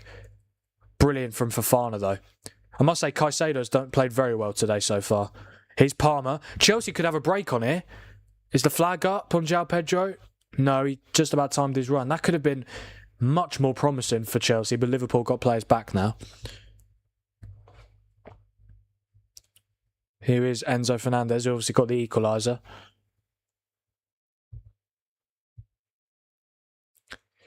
Here's Colwill. Yeah, I think it's good. I think it's very important Chelsea having Colwill back. Obviously, the last time he started a game for Chelsea was the Club World Cup final against PSG in July. Yeah, suffered an ACL injury in pre-season, but he's back now. He reminded me of like a Tevez, just a South American grafter, but he did have flair too. Wish we kept him. I think that's a very good description of him. Obviously not as good as Tevez, but yeah, I totally get the similarity. Yeah, South American, don't stop running. Here's Frimpong. Szoboszlai with the ball in. Chance for Liverpool. Oh, it's in. Oh, but the flag's up. It's not going to count. Wait. That's brilliant. Jones scored the header. The flag's gone up, but he didn't even realise. So he celebrated with Gakpo, jumped on top of him, but the flag's been raised. Was he actually offside? I think Gakpo. Yeah, I think it's Gakpo. His left foot. Yeah, Jones wasn't off. He started celebrating. That's so funny. That is so funny. Yeah, Gakpo caught him mid-air, and then Jones was doing that to the crowd. And then he looks over and sees the flag go up. That's really funny. No, not as good, but it's a brilliant team player to have. Yeah, of course, yeah, Teva's much better than Diaz. But no, I totally agree. Diaz, really good player. He didn't stop running. But obviously doing very well at Bayern now. I am a little bit surprised that Liverpool got rid of him. You should have got rid of Gakpo instead of Diaz, I think. Here's Gravenberch. He's done very well. Should play to Frimpong. He does. Frimpong, or could that be a handball maybe? Gravenberch, Szoboszlai. What a save from Jorgensen. That is a brilliant save from the Danishman. What's going on here? I think they might be checking for a potential penalty. Let's just have a quick look. Yeah, Gravenberch does really well. He's good at that type of move, Gravenberch. Puts it in. I think that'd be very harsh if that was given. Let's see it. It does hit his arm, but like he's slightly... Where do you want him to put his arm? You can never give penalties for that, I don't think. They're still checking. No, they're not. Are they checking? I don't think they are. It was a wages thing, I think. Maybe, yeah. But if it wasn't, I'm really surprised. Maybe he wanted to leave. But yeah, I honestly think you should have kept Diaz and sold Gakpo. Here's Szoboszlai, now Curtis Jones.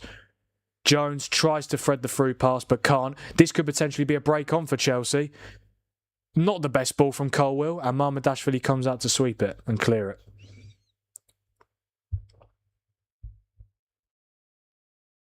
Goes out for a Chelsea goal kick. Yeah, this is the save from Jorgensen. Really good strike from Szoboszlai. Great save from the Danish goalkeeper. No one wanted Gakpo.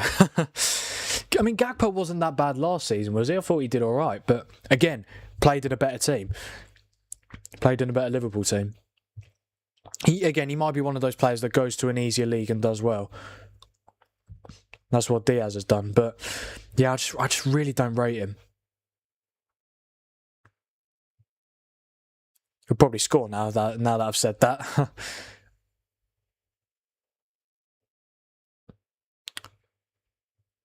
And this is proving my point. Gakpo in this game has had 10 touches. He's had the fewest touches in this game, 10. Mamardashvili's had more than him with 19. He's barely got into this game at all. And one of those touches was that heavy touch that went out for a goal kick. Like he is and I'm assuming one of the other touches was kickoff because obviously he's the striker. So yeah, he's had a really poor game. I saw that Chiesa was getting ready when Chelsea took the lead. Obviously he was disallowed, but when they showed Slot saying like that for the offside, I saw Chiesa with his bib off. It looked like he was coming on, but I think that might have changed now. I think Chiesa's got to come on for Frimpong. Or maybe take Gakpo off. Really poor pass again. And one was to be offside to lose us a goal. Yeah, exactly. It was a good header across to Jones, but ultimately couldn't keep himself on. Reece James is getting ready for Chelsea. Oh, Jorgensen! Oh my God, honestly. I mean, you could... I don't know if he meant to do that, but so risky. Bloody hell. Obviously, he made that mistake against PSG in the Champions League, didn't he? So I feel like Chelsea fans have PTSD whenever he's on the ball, but did well. He did all right there. I don't know if he meant to do that, but yeah. Here's Ngamoa. Gravenberch. Across to Kirkes. And just can't... That's not a foul. I hate fouls that are given. I hate those type of fouls being given. There's no contact. Palmer just goes down because he's shielding the ball. And how do referees fall for that every single time? It's honestly laughable. Right, first change of this game. Reece James is coming on for Chelsea, and he will be replacing Andre Santos. So I'm assuming it will be James going into the midfield next to Caicedo.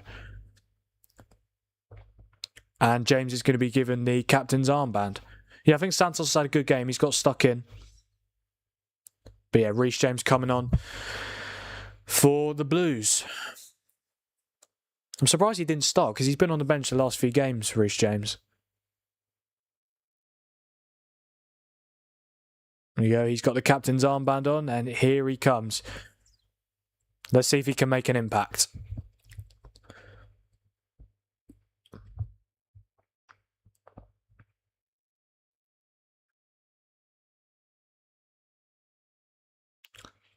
Yeah, I mean, I'm really surprised Liverpool haven't made any changes yet. I can't believe Gakpo's still on and Frimpong. They've done absolutely nothing.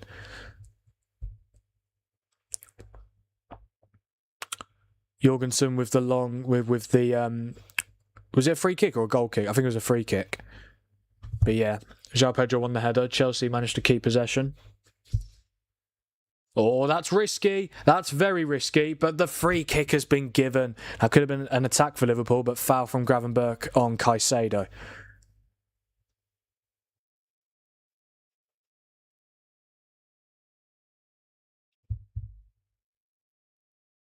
Yeah, if Liverpool win this game, they go up to 61 points. 3 points behind United and 3 points ahead of Villa. Oh, Marmadashvili, what is he doing? What is he doing? Honestly, what is up with both goalkeepers? They're trying bloody trickery. Well, that wasn't really trickery. That was just a stupid decision to come out and sweep. That's a foul, surely, from McAllister on Caicedo, yeah. Here he is. Alexander Isak is coming on. Damn, I'm looking at our entire squad and there's only 3 players I wouldn't listen to offers for. Alisson, Wirtz and Szoboszlai. The rest, what have you got? I'm not sure about Alisson. I rate Alisson. I think he's definitely one of the best goalkeepers in Premier League history. But what is the point of keeping him if he never plays? He never plays. He's so injury prone nowadays. Like, he got an injury earlier this season, came back, and then gets another injury. I don't think Marmadashvili was expecting to play as much as he has done. But yeah, I think... I don't know. It's difficult. I think you've probably got to listen to offers for Alisson. As good as he is, if he can't stay fit, there is literally no point in keeping him. Yeah, obviously he keeps Szoboszlai. Wait, you'd listen to offers for Ekitike? Well, Ekitike's injured, isn't he? You'd listen to offers for Isak or Van Dijk. It's difficult, but yeah. Oh, what a run again from Cucurella. He's in so much space. It's going to be a corner. You think Bournemouth win today? Who Bournemouth? Oh yeah, Fulham away. Yes, I do. Again, if you watch my predictions video, if you watch my Premier League Game Week 36 predictions video yesterday, I predicted a 2-1 win for Bournemouth. I think Bournemouth are brilliant, man. They're so good. Actually, Ekitike keep. Well, the thing, yeah, I mean, you kind of have no choice anyway to keep Ekitike because he is he's injured, isn't he? He's not going to play. He's not going to play again this calendar year. So, but no, I think it'd be ridiculous to listen to offers for him, considering he's had a very good debut season. Liverpool's first. Oh wow! And oh my god! Honestly, if I was a Liverpool fan, I'd be speechless. They've made their first change. Alexander Isak has come on. Rio Ngamoa's come off. Me and Arne Slot watching the same game. He's kept bloody Gakpo and Frimpong. How Gakpo hasn't come off, I do not know. But I'm assuming it'll be Gakpo going to left wing now, and obviously Isak going up front. Van Dijk is like 35. He's dropped off. I wouldn't actively try to sell him, but if someone came in and we can make moves to build for the future, yeah. I mean, well, you need to sign a centre back anyway, even if Van Dijk goes. Van Dijk has dropped off, but he is still capable. I think his contract runs out next season. I think keep him for one more year, and then you probably let him go after that. Feels like every single year Liverpool lose like an important player. This season it's Salah and Robertson. Last season it was Trent. Season before it wasn't a player, but obviously season before Jurgen Klopp left. Season before that was Firmino. Like genuinely, it's relentless. Next season I imagine it'll be Van Dijk. In a one-off game, I'm angry, but I have memories of Fowler and Owen, so kid gloves. Yeah, you've gone from Fowler and Owen to bloody Gakpo and Frimpong. And I know, well, no, that doesn't make sense because Frimpong's a right wing. Well, yeah, we've gone from Fowler and Owen to bloody Gakpo up front. I know you've got Ekitike and Isak, but obviously Ekitike's injured and Isak has not been great and has also been injured as well. I'm just trying to think if are there any other Liverpool players that should stay. Would you listen to offers for Gravenberch? I don't think he's been great this season, but like he's still a good player. Szoboszlai to put this free kick in, and it's just such a poor ball. It goes all the way out for a throw-in. No, I mean in regards to taking Rio off, we ruined Fowler and Owen by playing them too much. Yeah, I get that, but Ngamoa has definitely been your best attacker this game. Like, you see that, well, I mean, Szoboszlai's been meh. It's not been one of his best performances. Gakpo's been anonymous. Frimpong has not played well. Like, I know he's only 17, but he doesn't start a lot. He doesn't start a lot anyway. I just don't see why you can't bring him on. I wouldn't say all of them. You still need a squad. Yeah, I mean, I think you've definitely got to look to listening to offers for Gakpo. I'm surprised. I think this might be controversial. Maybe look at moving Konate on. Konate's been so poor this season. Obviously, his contract. I don't think he's agreed a new contract just yet. It does look like he's going to stay. But no, that's. I'd honestly look to moving him on as well. Oh, bit of afters there. Curtis Jones and João Pedro clashing. Referee splits them up though. Fowler and Owen were world class from like 16 to 17 years old. Fowler scored 5 goals in his second game. Owen tore up the World Cup when he was like 17 or 18. They were as good as it gets. Exactly. I mean, Michael Owen, Ballon d'Or winner. I know Fowler didn't win it, but Fowler was unreal as well. Yeah, definitely 2 of the best strikers in English football history. With Michael Owen though, it feels like, I mean, do you still like Michael Owen? Obviously, he was brilliant for Liverpool, but obviously joined United. I think he made a good choice. Obviously, he came to United. It's funny because when we won the Premier League and Michael Owen was in the team, after we won it, he did an interview saying, he said, "Yeah, if you can't beat them, join them." If I was a Liverpool fan, I wouldn't be Michael Owen's biggest fan. I quite like Michael Owen. I know he played for Liverpool, but he joined United later on in his career. Obviously, scored that late goal in the derby to beat City. Szoboszlai strike. I think that's hit the post. I don't think Jorgensen saved it. Oh, that was a really good effort from the Hungarian. I wanted to see that Leone guy that we bought last summer. He looked class, but immediately got a season-ending injury. Yeah, he played 1 game, didn't he? And then tore his ACL. I know, yeah. I think when he does come back, I don't know if he's good enough to be a starter as of yet, but like as a backup centre-back, definitely. No, he's a twat. Yeah, I mean, I'm not surprised Liverpool fans aren't the biggest fans of Michael Owen. There is no way Oh, referees these days really annoy me. I just they fall for it every time. It's the same foul. Show me the replay. Oh, he's pulled his shirt. Okay, fair enough. Okay, I was going to say, it's definitely a free kick. You never, as I say every stream pretty much, you're never going to get away with pulling someone's shirt. Maybe a little bit soft, but ultimately, as soon as you pull the shirt, you're giving away the free kick. Just under 20 minutes left here at Anfield. Still Liverpool 1, Chelsea 1. Obviously, Chelsea had that goal ruled out within the first few minutes of the second half. Cole Palmer put it away, but Cucurella was just offside. Here's Kirkes who puts it in. It's not the worst ball. It's going to go all the way to Frimpong on this right-hand side. Callum McFarlane's been given a yellow card for his complaints. Here's Jones. Now to Jeremy Frimpong. Gravenberch has it now. Here is Gravenberch again.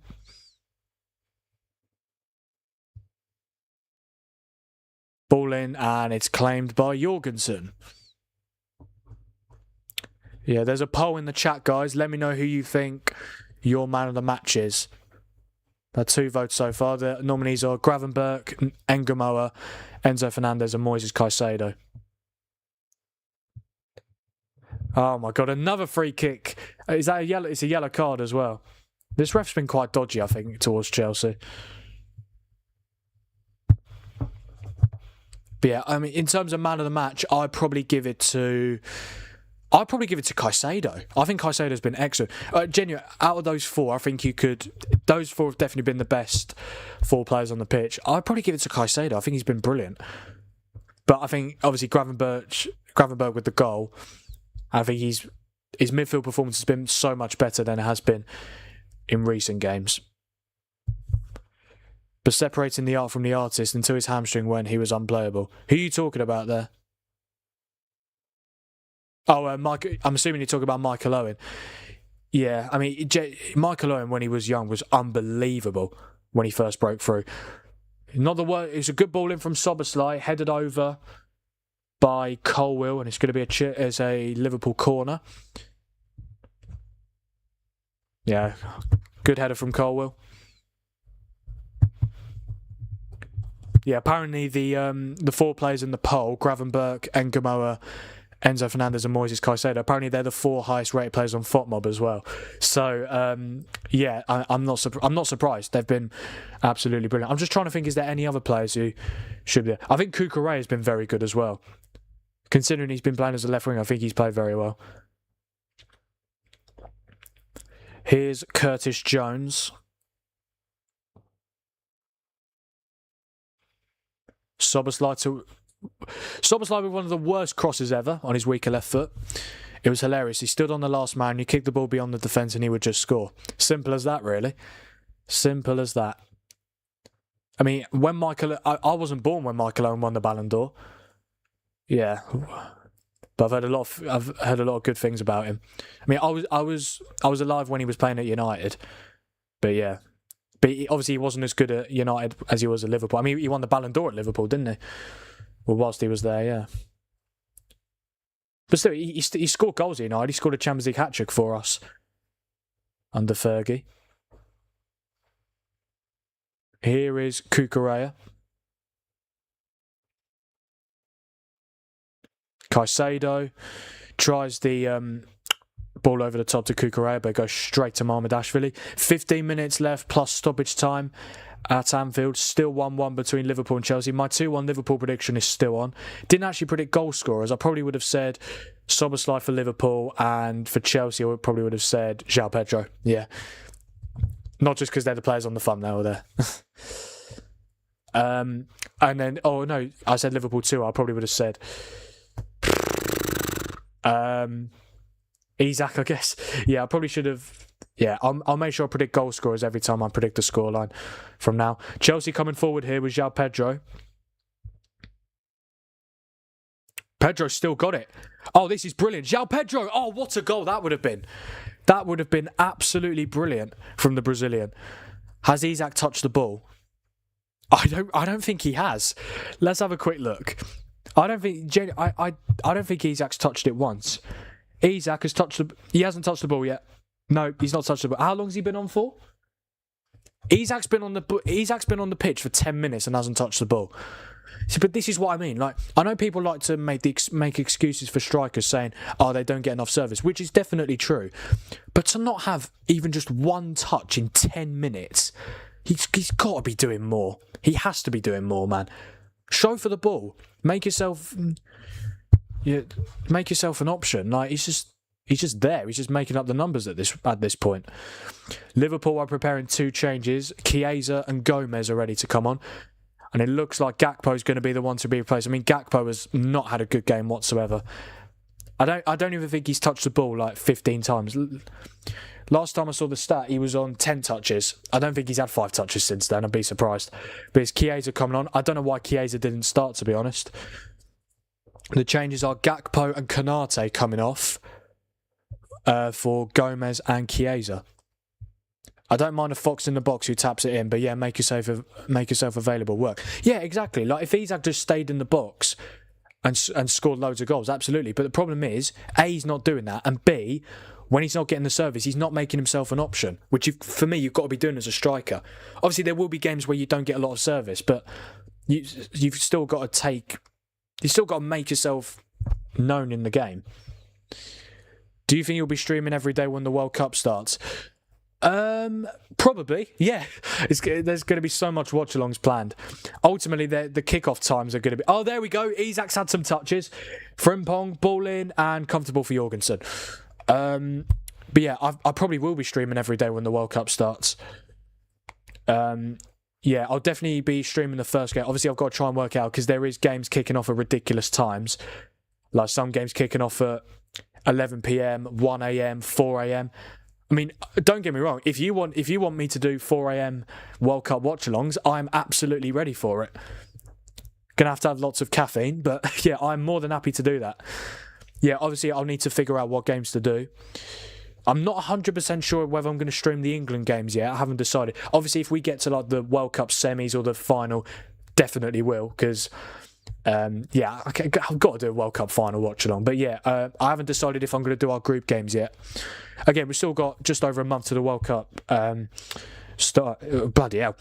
Still got about a month until the World Cup starts. I'll let you guys know closer to the time what games I'm going to be streaming, and Liverpool have come so close to retaking the lead. Virgil van Dijk with the header, which crashes off the crossbar. He's not happy. He feels like... I mean, who's down here for Liverpool? Someone is. Fofana, he got hold of Kirkes' shirt briefly. Gomez went down. Someone else went down. And it's a good header from Van Dijk. I don't think Jorgensen would have had it covered as well. I think it would have gone into the roof of the net. Because Slot hates Chiesa, that's the only reason. He doesn't even occupy a defender. Yeah, Isak, I mean, he's a ghost. Yeah, Isak is a ghost, isn't he? I don't know why Slot hates Chiesa. I don't know why Slot hates Chiesa. I really don't. He's a good player. You have to do the England games, lol. Yeah, I will do the England games, but also I want to watch them with the family as well. But yeah, I'm sure that... Yeah, we'll see. We'll see. To be fair, those streams are going to be mental if I... Yeah, do you know what? Yeah, I'll do the England games one. To be fair, they'll be kicking off late anyway, so yeah. Yeah, because 2 of our group games are on at 9 and the other group games at 10. I'm ready for it. I'm absolutely ready for it. Genuinely, I'm planning to... There might even be days when the World Cup starts where I'm doing 2 watch-alongs a day.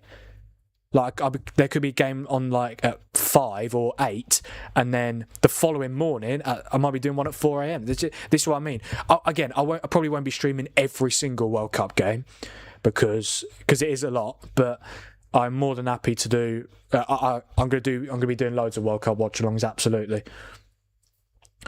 Can't do it personally. FIFA in America make me physically sick. You'll still watch it though, right? Yeah, I mean, you've got to watch it. I mean, I get that a lot of people criticised the way that obviously America have had... Yeah, I mean, it's not ideal, is it? It's not ideal, but it's a World Cup. You've got to look forward to it. America, Canada, Mexico. And again, the kickoff times are certainly interesting as well. FIFA in America make me physically sick. That's quite funny. That McAllister foul looks like his knee just gave out.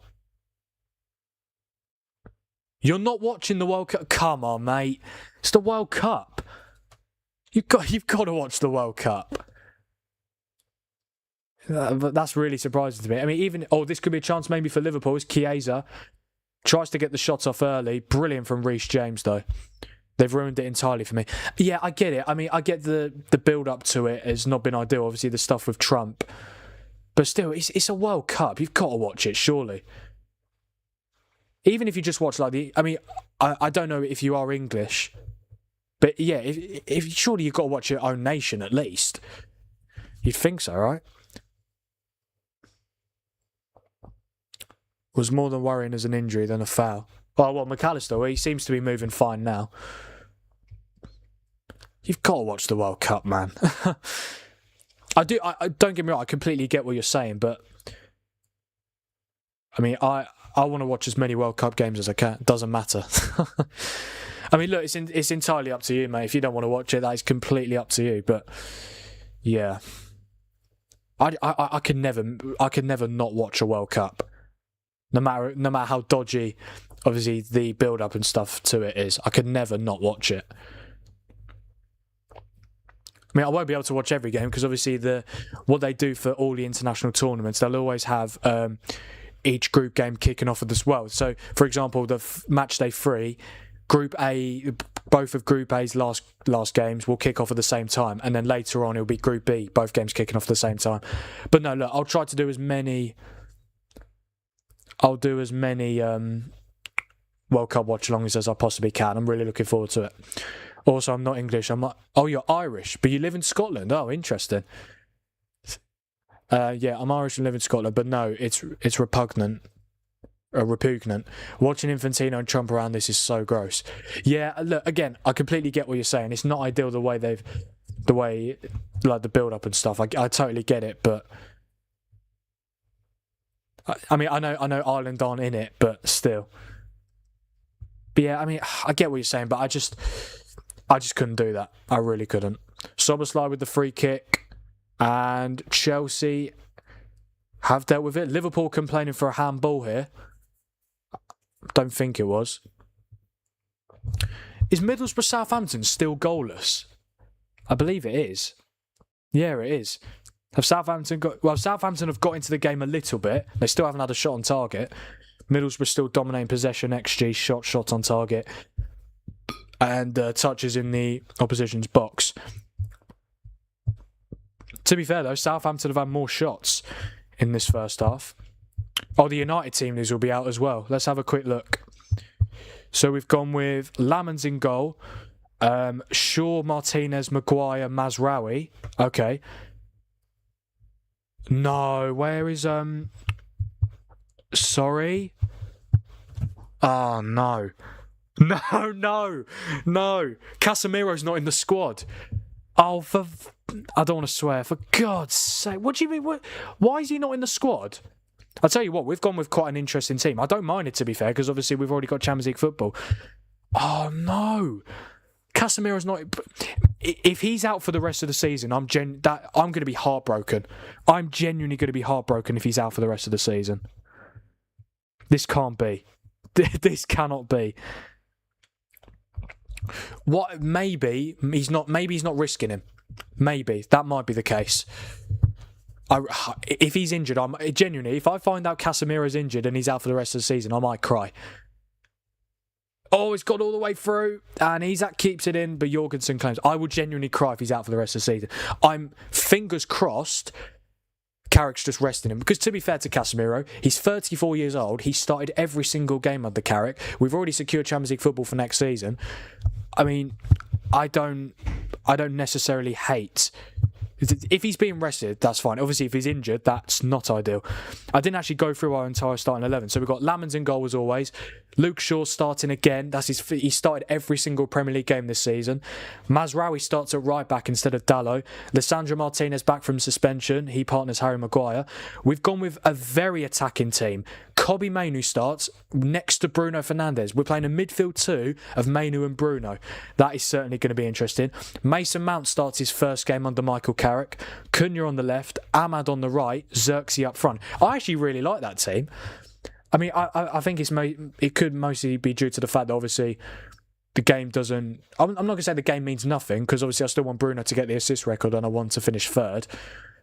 But yeah, that's a very interesting team. I'm looking forward to seeing how that goes. Yeah, and Mbumo's on the bench, Dallow's on the bench, Dorgu's on the bench, Heaven's on the bench.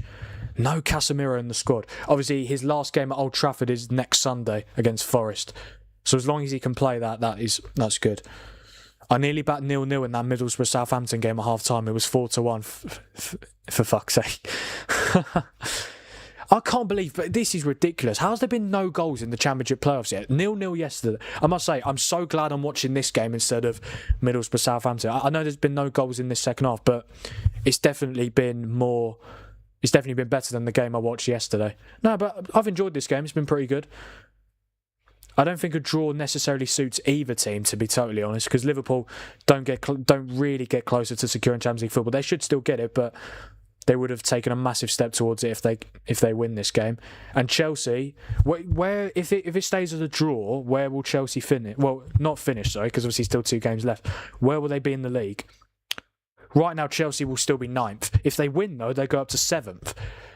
Fine margins. It's so tight for those European races, for the Europa League and the Conference League. And you could argue still for the Champions League as well.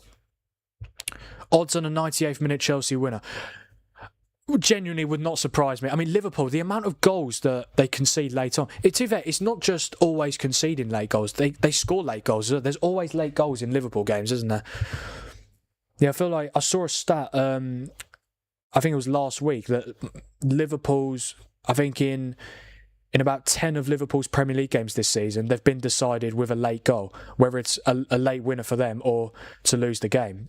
So there's always drama. Evens. Yeah, probably evens, to be fair.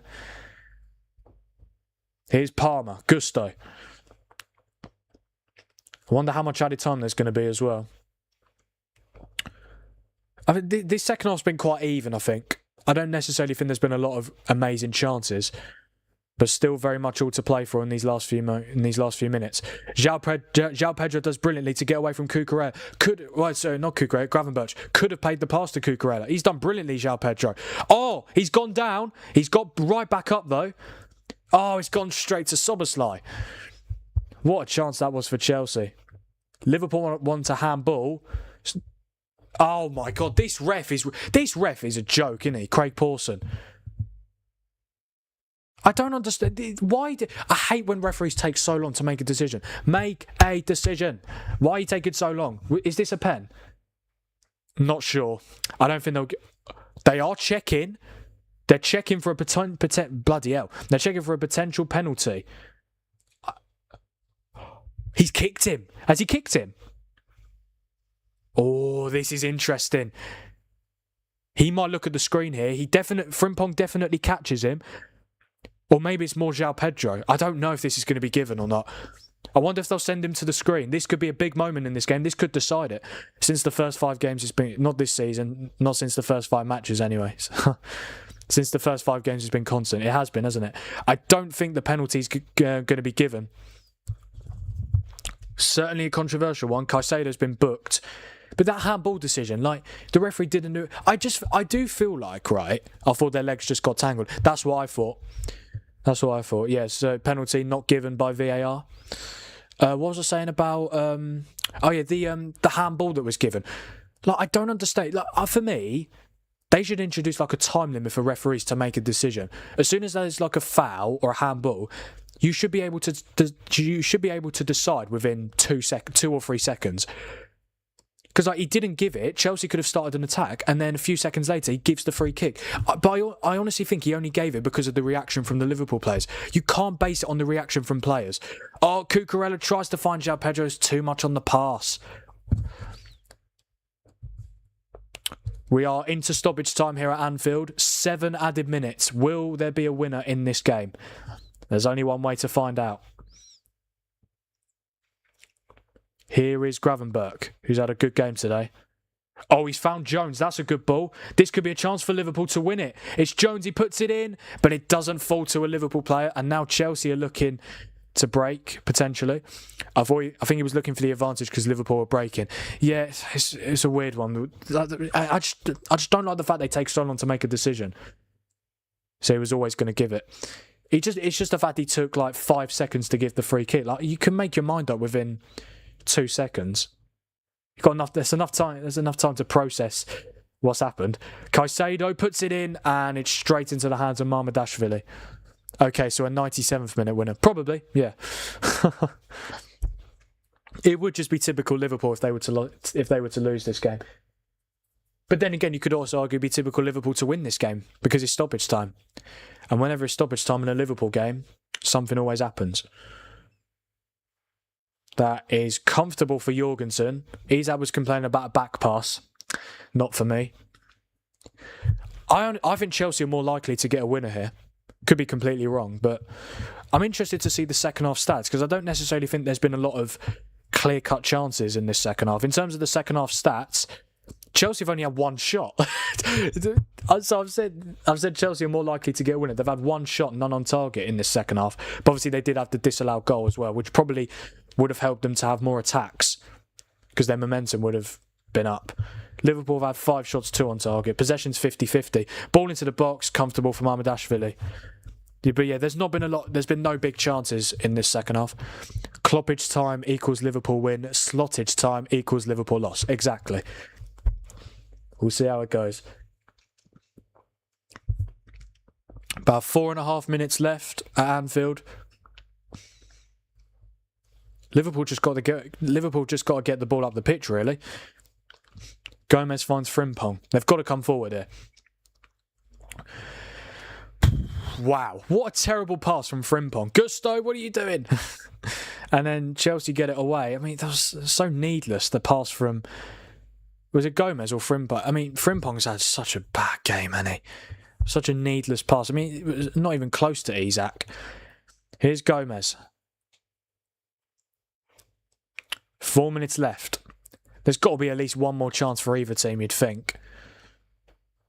Van Dijk to Jones. Now Frimpong on this right-hand side.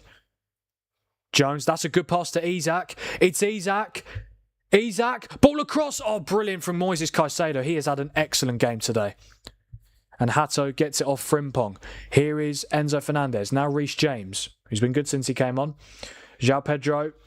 And that's a free kick for a foul by McAllister. It's finished full time at the Riverside. Middlesbrough 0, Southampton 0, which means both legs of this season's Championship playoffs have finished 0-0. Just like 2 seasons ago when it was Norwich, Leeds and West Brom, Southampton have finished 0-0 in the first legs. And then Leeds beat Norwich 4-0 and Southampton beat West Brom 3-1 in the second legs. I'm sure we'll get more drama in the second legs, but could you imagine if I did a watch-along for that game as well? I'm very glad I didn't. It seemed like Middlesbrough dominated for pretty much the whole game. Cucurella has been given player of the match on TNT. I'm not surprised, to be fair. He's not one of the votes on the poll, but I did also mention Cucurella as well. I think he's been very good playing as a left winger. Yeah, let's have a look. Middlesbrough, Southampton. Yeah, Middlesbrough dominated, really. Southampton probably had the better second half, but they didn't have a shot on target the entire game. It's on the Eckert's side. Here's Enzo Fernandez. Oh, he's forgot the ball. And he can't get... Oh, is it going to be a... Yeah, it's going to be a throw-in for Liverpool. 2.5 minutes to go.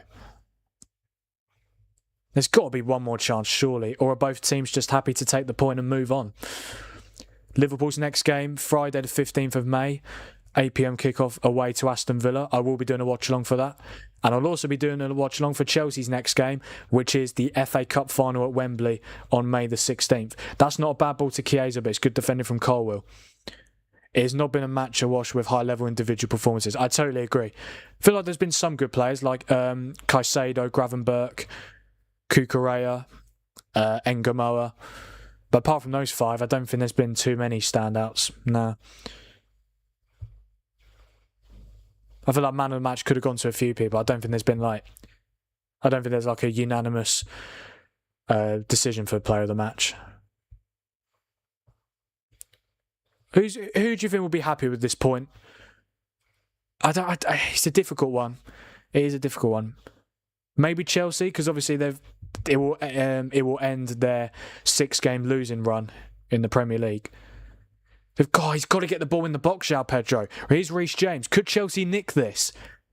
James with the ball in. It's not bad. Mamardashvili again. Really good claim. And now Liverpool looking to attack, but he's thrown the ball and it's gone straight to Fofana. Considering the season both of these teams have had, at least there wasn't any catastrophic errors. Very good point. Not surprised it's a draw, to be fair, considering obviously these two teams have had such underwhelming seasons. Why is honestly, this ref has been so bad today. Chiesa has the ball in a good position, but he's gone back for a Liverpool free kick. Honestly, who knows? To be honest, none involved in this are happy. Yeah, I mean, for Liverpool, it doesn't really do much in terms of them trying to secure Champions League qualification. And for Chelsea, it doesn't really do much for them in terms of trying to secure European football for next season. They'll stay 9th. Their next Premier League game is Tottenham at home.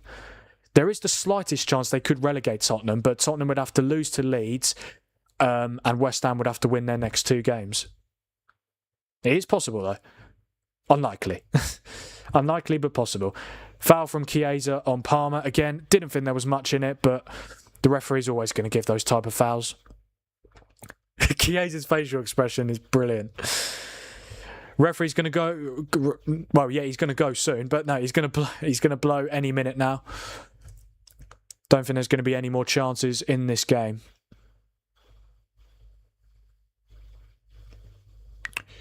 I feel like as soon as this free kick's taken, the ref will blow. Fans starting to leave. Very disappointing for Liverpool, considering obviously how bad Chelsea have been. I think Chelsea will probably be happier, but I don't think they'll be happy. And that is the full-time whistle here at Anfield. Liverpool 1, Chelsea 1 in Premier League Game Week 36. Not the best result for either team, to be honest. I did say before the game, I didn't think it was going to be a classic, and it wasn't really. It was better than the watch-along I did yesterday, but I don't think... yeah, it wasn't a classic, but... For Chelsea, they've ended their losing streak of 6 Premier League games in a row. I think they'll be happier, as I just said, with the result, but I don't think they'll be too happy considering the fact that they are still outside the European places. But I think to go to Anfield, which is not an easy place to go anyway, and get a draw, I think they'll absolutely take it all day long. Callum McFarlane's side. For Liverpool, it's another game without a win. It's 2 Premier League games without a win now. And in terms of getting Champions League... If Bournemouth win today, Liverpool go very close.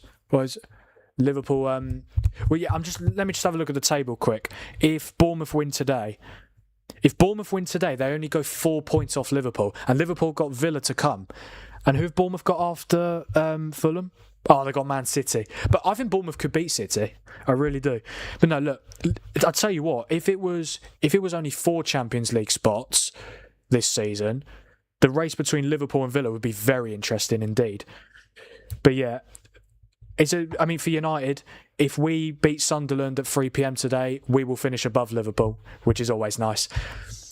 Please, please, please, please let Tottenham go down. I have to spend a weekend at the end of the year with the Mrs. family for her folks' 50th anniversary. They are all Spurs fans. Oh God, I'd love to be able to bring off footy all weekend. I think the way that Tottenham get relegated at Stamford Bridge, they lose on Monday. So West Ham beat Arsenal tomorrow. 39 points for West Ham, 37 for Tottenham.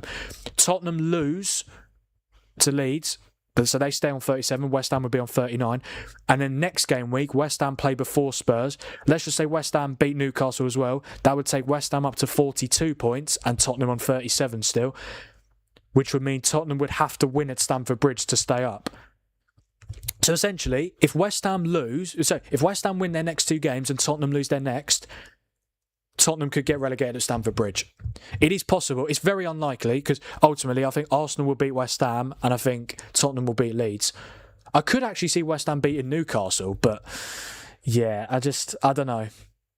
I think Tottenham will stay up, but I think it will go down to the final day. Fuck this Liverpool team. It's been a tough season, hasn't it, mate? Just more apathetic and uninspiring, lazy crap. Hopefully 2 more matches and then we can burn this to the ground and start over. I think that's got to be the plan, really. And it doesn't get any easier, does it? Villa away. But to be fair, Villa will be... I'm sure that Villa will rest a few players because they'll be focusing more on the Europa League final. And Villa can confirm Champions League football for next season as well if they beat Burnley away tomorrow. I don't want my team to lose and I want them to get into the UCL, but I don't want these fuckers to be able to try to paint this season as successful or acceptable in any way. That's the problem. Because I guarantee you, your owners, FSG, they will think because you're probably going to get into the Champions League... and consider it has been a bad season for you, but the fact that you're going to get Champions League football, I guarantee FSG will look at it as a positive season. It's been a terrible season. You're bad champions. There's no other way to put it. You are bad champions. You spent almost £500 million in the summer, and you've got worse. You have got so much worse. Like, so much worse. Last season, I don't necessarily think you were amazing last season either, but you were very good, and ultimately, which is why you won the league by 10 points. But honestly, this season, you have been so bad. If Gakpo starts for us in August, I'll lose my mind. You've got to look at moving him on 100%. You've absolutely got to look at moving Cody Gakpo on.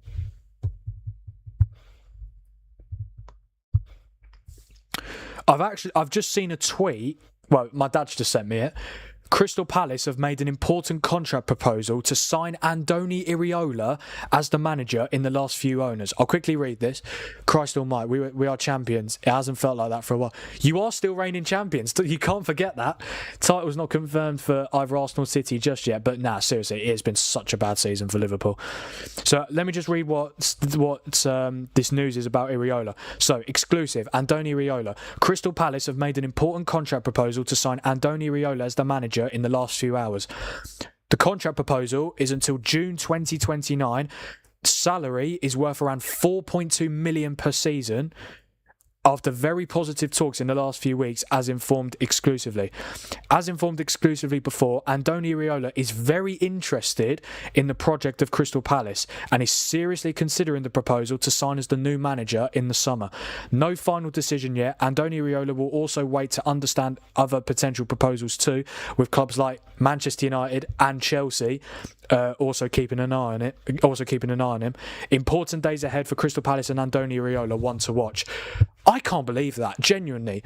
Why would... I don't get it. Look, if Bournemouth and Palace are both in the Europa League next season, and Palace would... because that would mean Palace winning the Conference League, I can understand it. I just don't understand why you go from Bournemouth to Palace. I genuinely do not get why you would go from Bournemouth to Crystal Palace at this current moment. If Bournemouth finish 6th, which at this moment I do think they will... If Villa win the Europa League, which I do think they will, and if they finish 5th, which, well, Liverpool are going to be the reason why 6th place doesn't get UCL, because Villa will probably finish above them. Because if Villa win tomorrow, they go 2 points ahead, and obviously Villa play Liverpool, and if Villa were to beat Liverpool next week as well, Villa would finish 4th. Bloody hell. But we'll see. We'll see how it goes. Villa might not win tomorrow, you never know. I was at that parade. I'll skip the next one. Standing in a queue at the train station for like 8 hours isn't something I want to repeat. And then I got stranded in Preston at like 3 a.m. Was it worth it? Was it worth it to see your team's title parade? I mean, it must have been a great day out, but yeah, not ideal at all. But yeah, that Iraola news has shocked me. I mean, I don't know if the source is reliable. I mean, it's on Twitter. I'm really surprised Iraola's considering it. Considering the fact that Chelsea are probably going to go after him, United are probably going to look at him as well. I thought Iraola was leaving Bournemouth to join a bigger club. No disrespect to Palace, but right now, Bournemouth to Palace is a downgrade in my opinion. But can I just say though, if Palace get him, what a replacement for Oliver Glasner. Oh wow, that'd be an absolutely incredible appointment. But of course, we'll have to wait and see how it unfolds. Is there a chance Glasner stays? If Palace win the Conference League, why wouldn't he want to stay? Again, Glasner must have something lined up then. I'm not too sure, but yeah. We've only had 2 votes on the Man of the Match award. One of you voted Ngoma, one of you voted Enzo Fernandez. Honestly, I'd probably give it to Caicedo. I thought Caicedo was excellent. Let's just quickly go through the stats. So Chelsea, in terms of the overall stats, Chelsea had 52% possession, 0. Wait, actually, let's go through Liverpool. They're the home team. Liverpool had 48% possession, 0.51 XG, 8 shots, 3 on target, and 24 touches in Chelsea's box. Chelsea had 52% possession, 0.47 XG, 6 shots, 3 on target, 23 touches in Liverpool's box. Honestly, I think a draw is a very fair result. I really do. Liverpool had one big chance, which was in the first. Well, both the big chances for both teams were in the first half. Yeah, it wasn't a classic. It was not a classic by any stretch of the imagination. I honestly think Chelsea will be more. I think Chelsea will be disappointed the fact they didn't go on to win the game. That game was there for the taking, in my opinion. But I do think a draw was a fair result. And obviously, in the other game that I've been talking about in this stream, Middlesbrough 0, Southampton 0 in the first leg of the playoff semi-final. Okay, guys, I think that is where I'm going to end this stream. I just want to say a massive thank you to all of those who have been here either since the start or have joined at any point. The fact we've managed to get so many subscribers from this stream is brilliant. I would like a quick update on how many we're on. I think the last time I found out was it 296? I think it was, let me have a quick look. I definitely saw it in the chat earlier. But yeah, anyway, it's fine. But I just want to say massive thank you to all of those who have been here since the start or have joined at any point. I really do appreciate every single one of you. Thank you to all of those who have subscribed during the stream. I honestly massively appreciate it. Finished here at Anfield. Liverpool 1, Chelsea 1 in Premier League Game Week 36. Don't forget to like this stream, subscribe to the channel. Don't forget to turn on notifications so that you never miss a future upload or a future stream. And I will see you guys tomorrow for another watch along for West Ham against Arsenal. I will be live from 4:15 on the Frank Thinks YouTube channel. It's finished. Liverpool 1, Chelsea 1. Thank you guys for watching, and I will see you very soon. Well, and I'll see you tomorrow. It's been a pleasure. I'll probably swing by next time Liverpool drive me to drink. Yeah, thank you for being here, mate. Really appreciate it. Thank you guys for being here, and I'll see you in a bit. Cheers, guys.